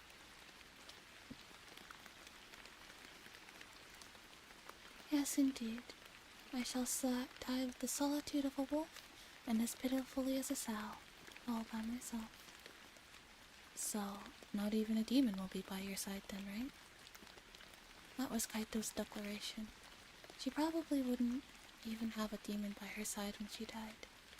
Because she tortured innocent people and piled up countless corpses, she'd be executed. She herself had chosen that solitary, peaceful death. Pitiful death. Her lips twisted into a smirk. Her shoulders shook. And she burst into pleased laughter. She nodded once, and Kaito left. He exited into the hallway and cast up his glaive at the kill-story windows and the moonlight they were letting in. Trying to avoid looking at the creepy images they were casting on the stone floor, he muttered under his breath. 11 left, huh? He clenched his fist, his face full of determination. The following morning, with Hina's assistance, he fled the castle alone and made for the church. Alright. I am gonna get a drink because my throat is dry. From all this talking, I will be back. That was a really, really good scene, though. I loved it. Okay, I'll be back.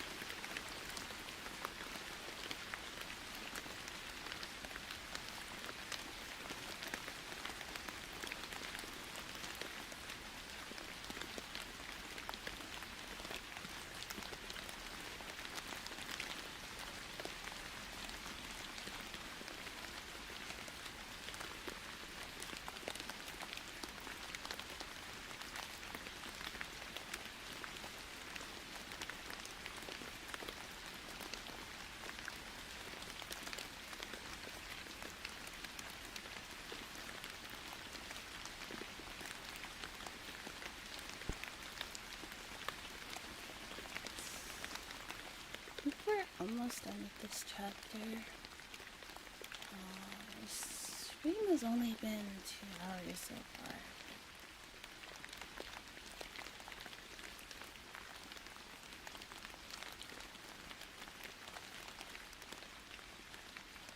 But we'll finish. This will just be a short ASMR stream tonight. Actually, let's see how long is the next chapter.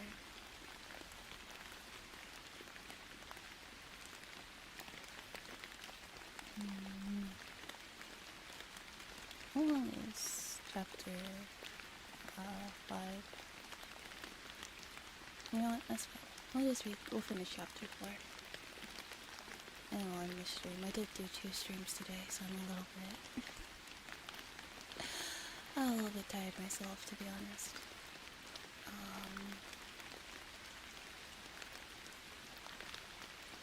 Kaito passed through the teleportation circle, which should have been connected to the front gate of the church's main building. Yeah, these are long chapters, they are. They're good. Oh my god, I'm so invested. The crimson walls around him finished their work and poured down as showers of blood. But after the crimson clears, he found himself in a dark room marked earth. Kaito's eyes widened. This was the small room that connected to the church's hidden passages. He looked around in confusion. When he did, he found the worst possible person waiting for him.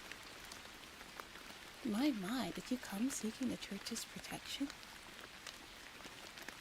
Clueless wore a calm smile.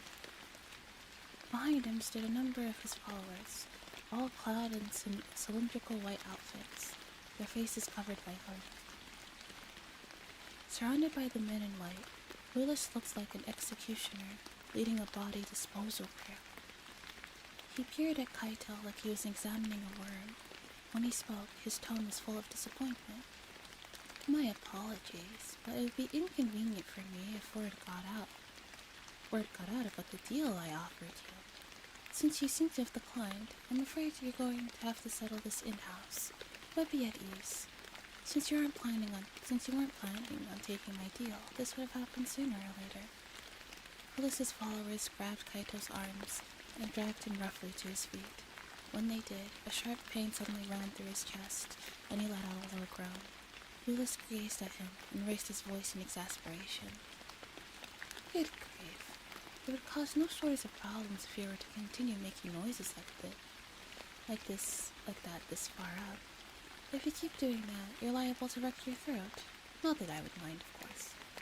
On Clueless's orders, they dragged Kaito away. Please? Hang on, I forgot to close my door.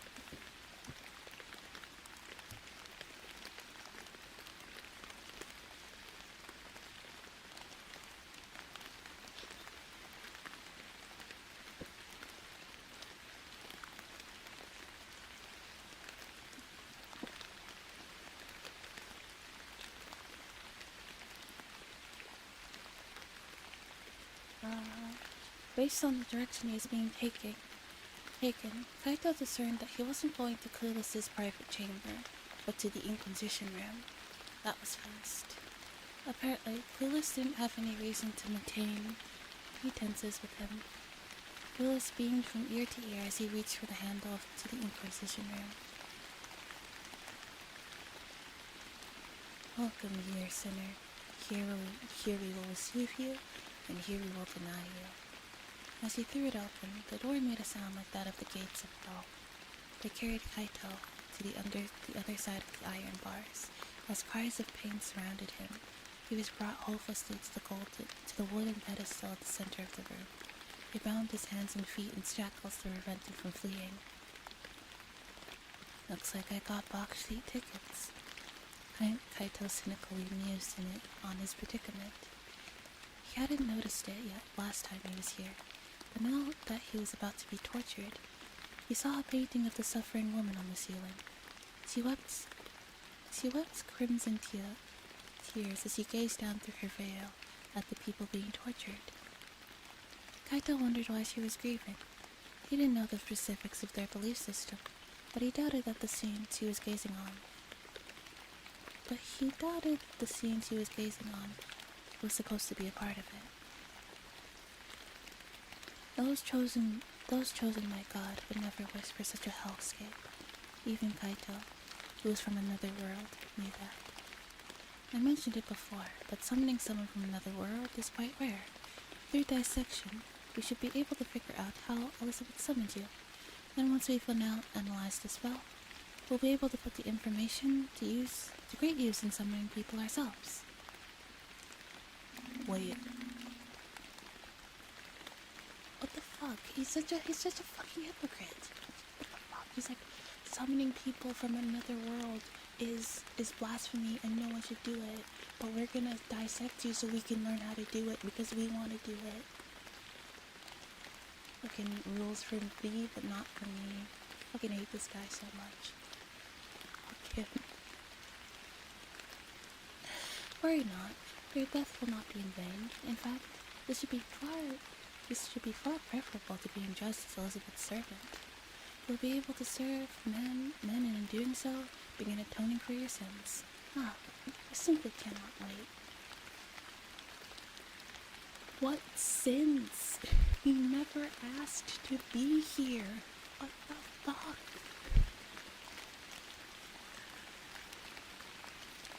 Willis looked down at Kaito, barely able to stop himself from drooling. His eyes were blazing, a far cry from when he'd been looking to Kaito like a worm from a moment ago. He acknowledged Kaito's worth, although much of that word seemed like it would be present only in the scraps. His sin is being sinless. Yeah, he did nothing wrong. You did nothing wrong, and therefore that is wrong.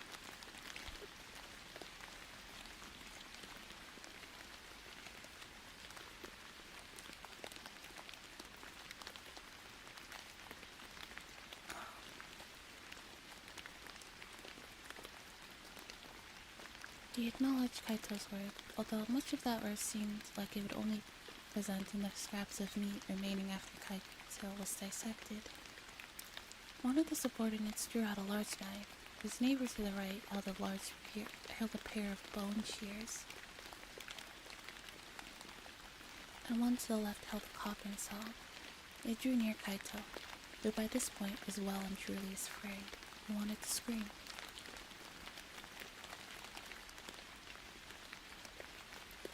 His thoughts were burning. He opened his mouth. When you say we, do you mean you and the demon you're contracted with? Oh my god, that makes so much fucking sense. Because don't they say that demons get more powerful by the... Oh my god. Holy shit.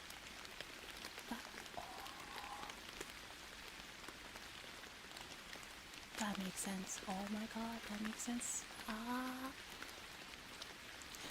Holy shit, this job, I was not expecting it, holy shit.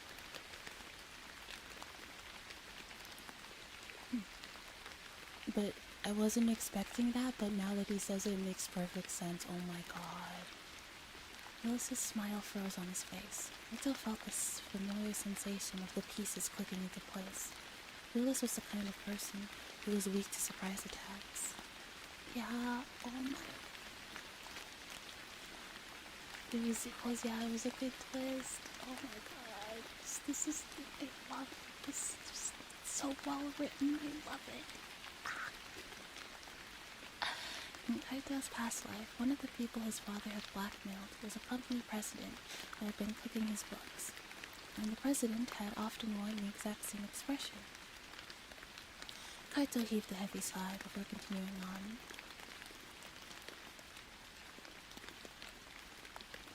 The thing is, I was connected to the church's front gate, and my intention all along was to come looking for you. Your interference saved me some time. I wanted to run, but I couldn't. After seeing this hell, I couldn't just leave things like this.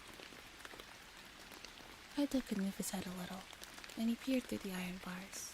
Even now, a hellscape was unfolding around him. Right next to his pedestal was a man with his chest torn open and his stomach exposed, writhing in agony.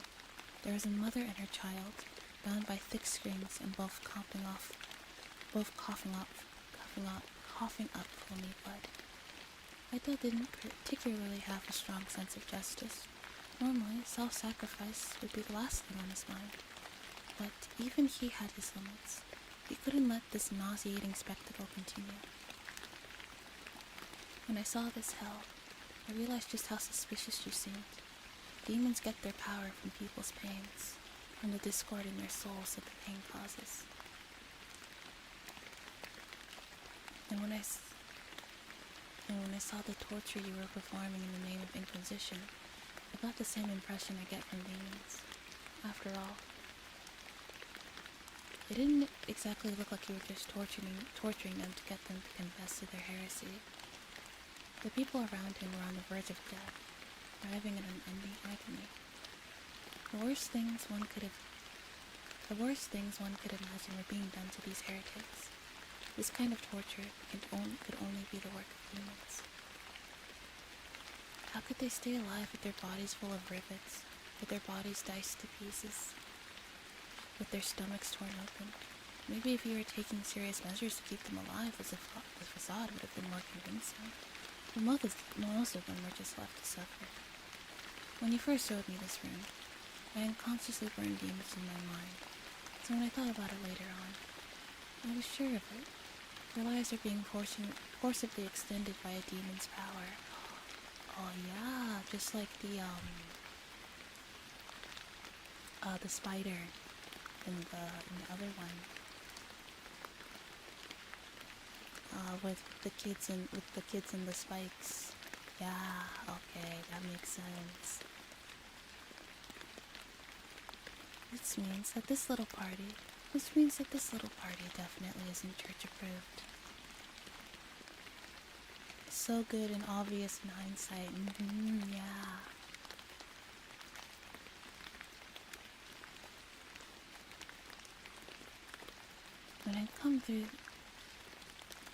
When they'd come through Clueless's secret underground passageways, they hadn't run across any other members of the church. If this torture was official church business, and similar things were going on elsewhere, then there should have been more people coming and going. People doing things like transporting heretics and cleaning up blood. But no one had been seen in these passages but Clueless and his men. Kaito hadn't seen a single other person from the church. Willis had kept Kaito from meeting any other clergymen, obstinately concealing them from him. In other words, his actions were in defiance of the church.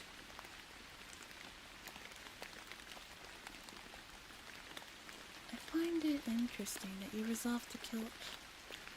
Oh my gosh, it makes sense. Oh my god, sorry, wait, I'll finish reading before I make this comment, but I also found it interesting that you resolved to kill Elizabeth all on your own. When the church came to her for help, I'd have to imagine they didn't have anywhere else to turn. They were probably at their wits' end. Imagine hiring a sow to deal with the pigs. Yet, in spite of this, a supposed member of the church came to the castle in secret and tried to get me to kill her. The prevention of the birth of an almighty demon. It sounds like an unreasonable excuse at first, but after you got rid of her, how did you plan on dealing with the remaining demons? Holy shit, I hadn't thought about that. Because the whole reason why the church hasn't executed Elizabeth already is because they need her to kill the demons. That's literally the only reason why she's still alive. If it wasn't for that, they would have executed her already. Holy shit. It makes absolutely no sense that... so, okay. There could only be one reason. Yeah, it really is. Like, when you start to think about it, you're like, oh my god. It makes sense.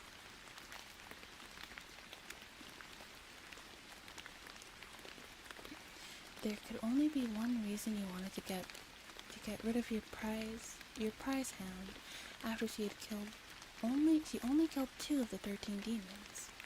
You're one of the 13. Given that there had been a contractor among the royal knights, it didn't seem strange for there to be one in the church as well. And having been tasked with disposing of heretics, he'd found himself in a convenient position to accumulate fame. He even tried to use his position to eliminate a potent foe. But he had done it too hastily and far too sloppily.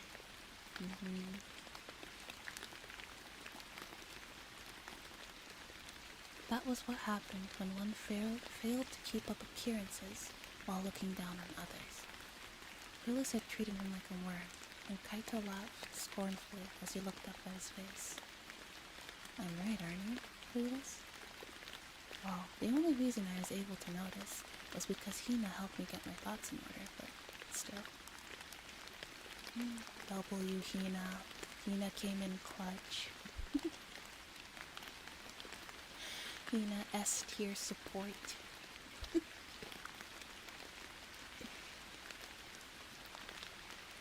Is that all you have to say, you doddering little doll?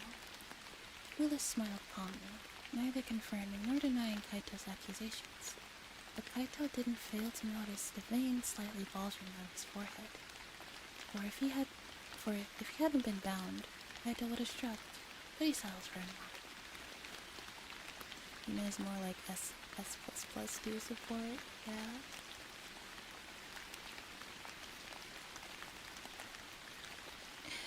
Yep, that's all for me. I found the demon. I set the snare.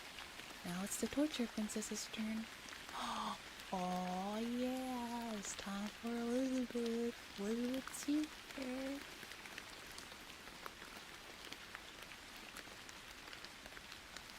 Oh, but the teleportation circle is closed off from this side, you imbecile.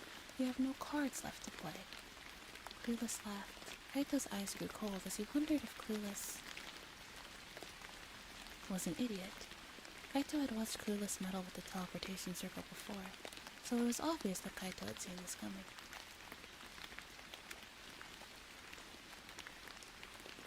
Kaito took a deep breath, then exhaled sharply, and his stomach hurt. It only seats 1, but I've got a circle right here. A puzzled look spread across Clueless's face, but in the next moment his eyes opened wide. He tore off Kaito's shirt. Several leather belts were wrapped around Kaito's midsection. A crimson teleportation circle glowed beneath the high-quality hide. Clueless frantically removed the belts with his bone shears and then tore off the dressing beneath them. When he saw there were teleportation the teleportation circle's light was coming from, he gasped. You son of a bitch. It's real handy how much blood this body can lose without dying. The teleportation circle was carved on Kaito's stomach. The cuts were deep, and blood gushed out of them. Even so much his breathing sent sharp pains ripping through his chest. When Clueless's men had been dragging him a moment ago, he had thought he might. Oh, that's why he made a sound when they dragged him. Oh, it's just like all these little things that are just sprinkled in. It's so great. Love it.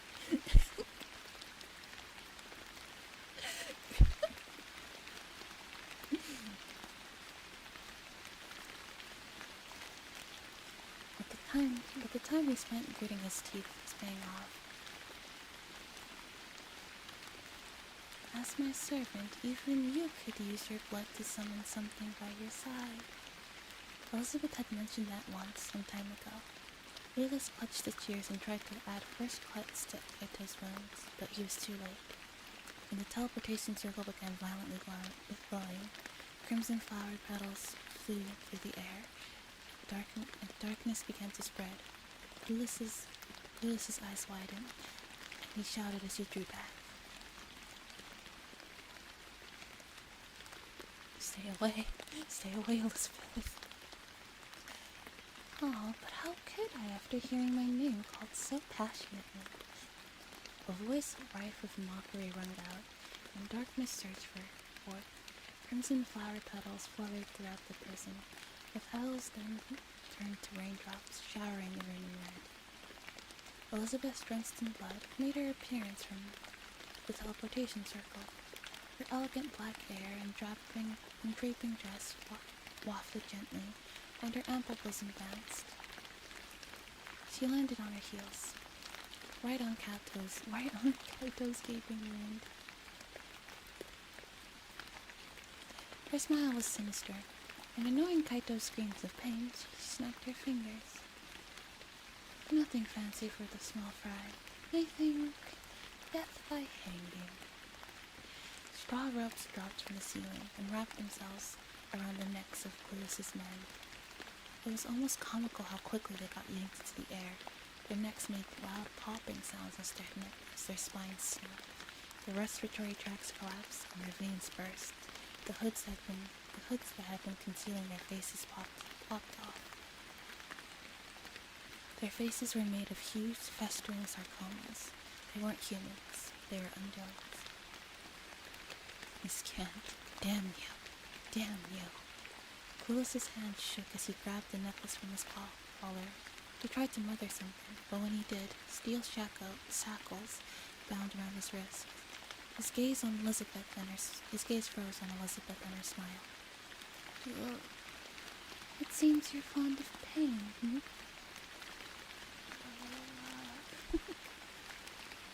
The shackles jerked, and his wrists snapped. Fragments of bone pierced his skin from within.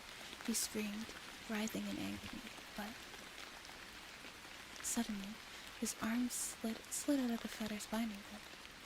His whole body was soon covered in venom. His thick blonde hair fell out in clumps, and his sock burst off. His limbs continued to swell. He leaped into the air. Now resembling a fleshy meat frog, he pushed his flesh through the prison's bar and fled to the prison's iron bars and fled for the corridor. For some reason,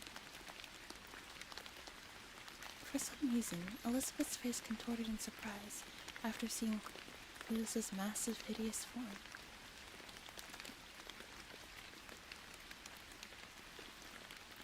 That man. He possesses an unnatural amount of magical power, but he's not demon. He's Yes, thanks for following Austin Fly.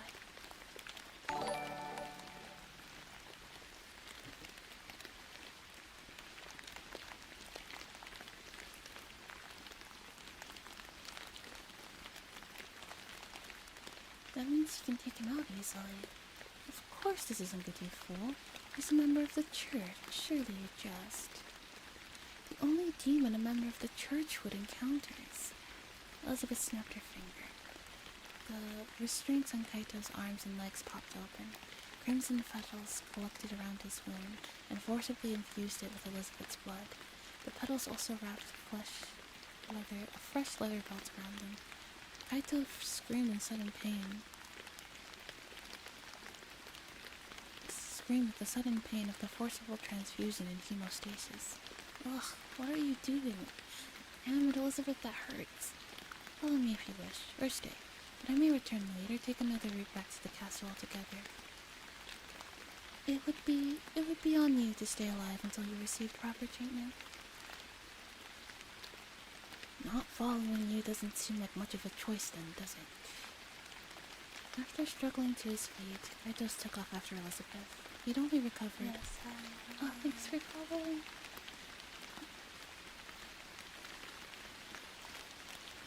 Sanrit was 12. Thanks for following.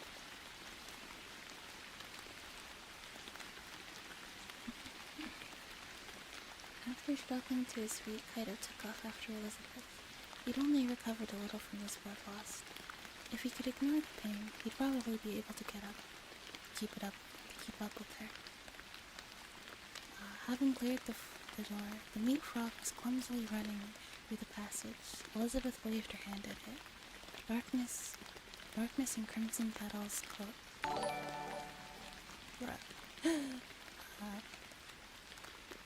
pulsated and became a massive spiked wheel. This wheel spun toward it, but vanished mid-path as if repelled by something. For a second, Kaito saw a black dog's tail sticking out of the frog's back. The meat frog turned and then, with a relieved expression, took off again, even faster than before. That reaction, could it really be him? Elizabeth's voice was tinged with uncharacteristic desperation. Even though her foe was a mere underling, she unsheathed the executioner's sword of Frankenfall. The meat frog hopped up a greater set of stairs and smashed through the door at the top. Upon seeing the frog, an old, gentle-looking clergyman carrying a bundle of scrolls screamed and fell on his rear. A group of believers hid behind a young clergyman who had apparently been leading them around. Kaito hadn't expected the church to be such an ordinary, upright organization. The path the meat frog was taking led to an orderly neat marble room. It continued to deflate, spraying foamy venom as it moved. As it made for the worship hall, Elizabeth swung her sword in its direction. Give it. The darkness spiraled in a long vertical pattern, and a cage barely wide enough to fit a person standing up straight clamped down around the meat frog, wringing massive amount of venom from it. Chains surrounded the cage.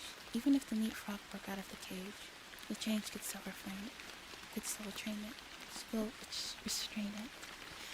At the next moment, Elizabeth's body quivered, and she dropped to her knees. The cage crumbled, returning to darkness and petals. The chains, too, lost their power, collapsing to the floor, and wriggling a few times before vanishing. Elizabeth! Patterns of scarlet characters snaked across her body. Kaito's golem features tried to decipher their meaning, but failed. Am I late? Oh, you're kinda late. We're almost done with this chapter.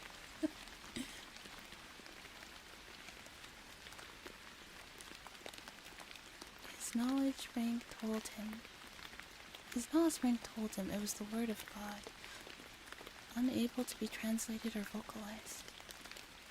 The scripture was etched all over her body like burns. She looked as though she had been branded. So those were the shackles the church put on her. But why did they activate just now? It hurts.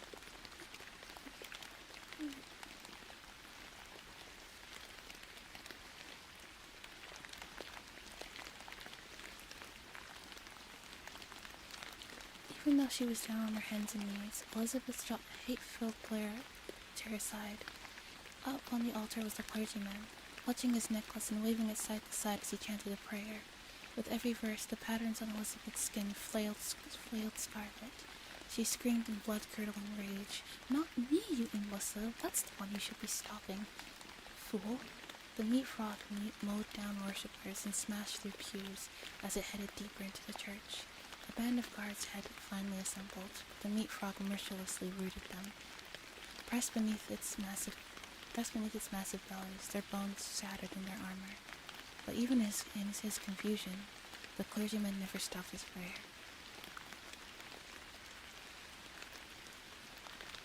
Kaito dashed up the short steps, then forcibly struck at his hand. "What? I'm borrowing this old man." Kaito snatched the necklace off the man's wrinkly neck and threw it. Elizabeth stood, then took off like a newly fired arrow, but she was still covered in serious burn marks. Elizabeth ran, continuing to be tormented by scripture, and Kaito followed her after. Damn, she really is a demon. Fucking clergyman just quite literally said the power of Christ compels you, and she was like, "Oh no." Catch the block from the start, okay? Alright. Hallway was littered with the guards' battered corpses, and they only grew more prevalent the further the two of them got. They seemed to have been guarding an imposing door. The left door is now wide open. An impressive office lay behind it.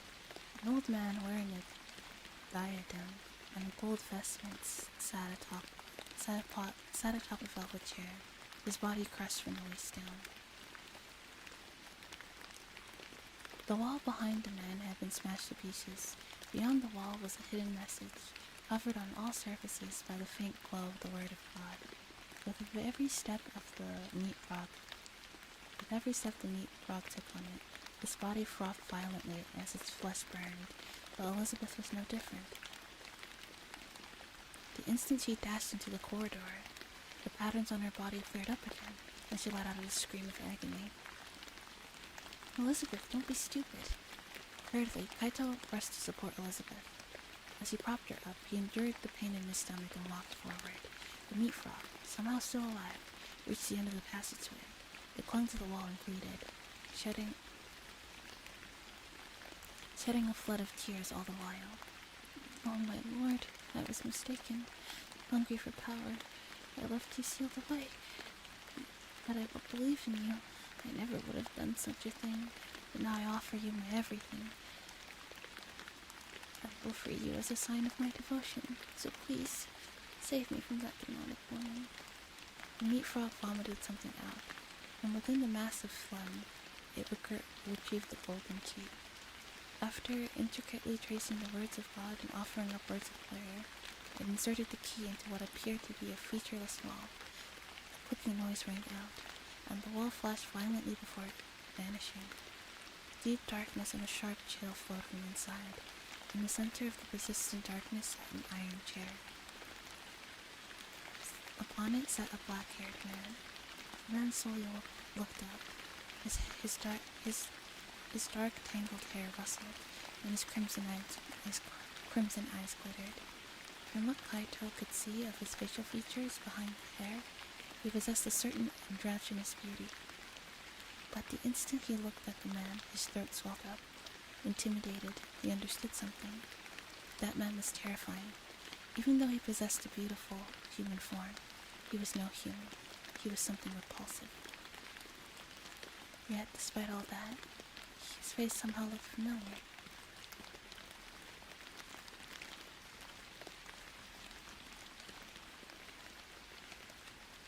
Without a sound, the belts holding the man's arms and legs burned to ash. He slowly stood, as though he was rising from the throne.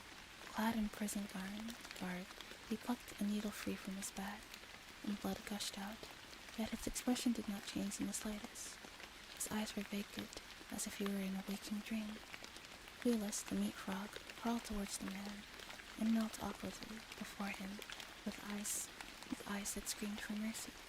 Without even looking at the meat frog, the man raised the foot. He then brought his bare foot down on its head. The frog's massive eyes popped right out on impact.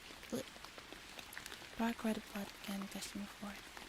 The meat frog's head had been abruptly crushed, and its gray brain tissue oozed out. Even surrounded by blood, the man was still motionless. He looked back up, as if he simply stepped on an ordinary frog that had jumped on his path. It was when he saw Elizabeth standing in the entrance for the first time. His absent-minded expression vanished, replaced by an impossibly charming smile. Elizabeth. His voice filled with fervent adoration. It was the same as the one Kaito heard in the castle's treasury. Lad. Elizabeth howled, shoving Kaito away. He flew into the wall and crumpled without a word. She rushed into the room, waving the demon sword of Frankenfall. He slashed at the empty air. Hundreds of chains bore down on the man like a torrent, but the scripture still burned her flesh, and her chains lacked the usual strength. Even so, they would have been sufficient to shred the knight had they fought. They would have been sufficient to shred the knot had they had fought before to pieces. But a canine black tail whipped through the air and blocked every last one.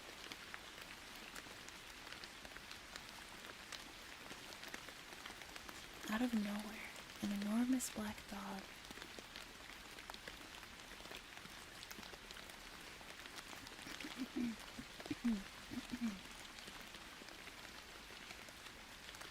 Out of nowhere, an enormous black dog squatted by the man's side. It was a first-class hound, with lustrous fur and rippling muscles.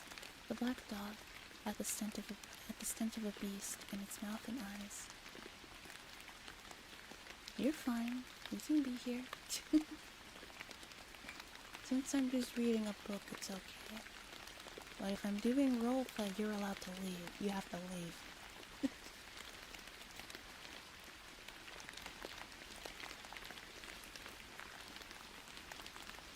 While it didn't look hideous in the slightest, every instinct Kaito had screamed out to him that it was more dangerous than any demon they had faced yet. But for whatever reason, he didn't feel an ounce of fear. His mind was unusually numb. Face to face with the embodiment of death, his sense of fear had been completely paralyzed. This thing was in an overwhelmingly different realm than the ugly, twisted demons. The black dog stuck out its head, with movements so efficient you could almost call it beautiful. It leaped toward Elizabeth with sharp fangs. But right before it could clamp down on her slender frame, the man shook his head. The dog stopped, and with a dreamlike gaze, the man vanished. When he did, so did the suffocating pressure that had filled the room. Kaito had seen everything from the passageway. After finally reaching the room, he looked around in his stupor. Wait, where did he go? And more importantly, who was that? The Kaiser. What? Elizabeth answered his question in a stiff voice. He tilted his head to the side. Seeing Kaito's poor grasp of the situation, she repeated herself. The Kaiser has returned to his homeland. Oh my god. Holy shit. Oh my god, that's so fucking cool. Okay, yeah, chapter 5 is a really long chapter, so we're not gonna read it this stream, but thanks for hanging out with me today, guys. Hello. Yeah, thanks for the headset. I will see you guys. Oh yeah, tomorrow. Yeah, I am streaming tomorrow because I'm doing chapter 5 and 6 go pretty well together. Yeah. Yeah, we'll read it. Yeah, we'll read it. Well, yeah, I'll read it next week. Oh, we can just read it on Friday, since I'm doing an ASMR stream on Friday anyway, so we can just read it. Yeah. Anyway, I will see you guys tomorrow. Thanks for hanging out with me today, Adela. Take care. Oh, so no step girl.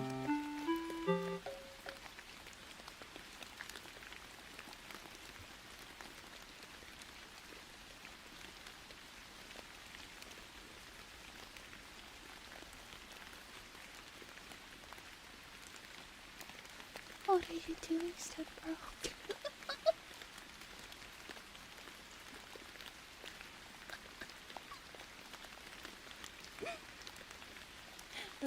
Okay, I'm leaving for real.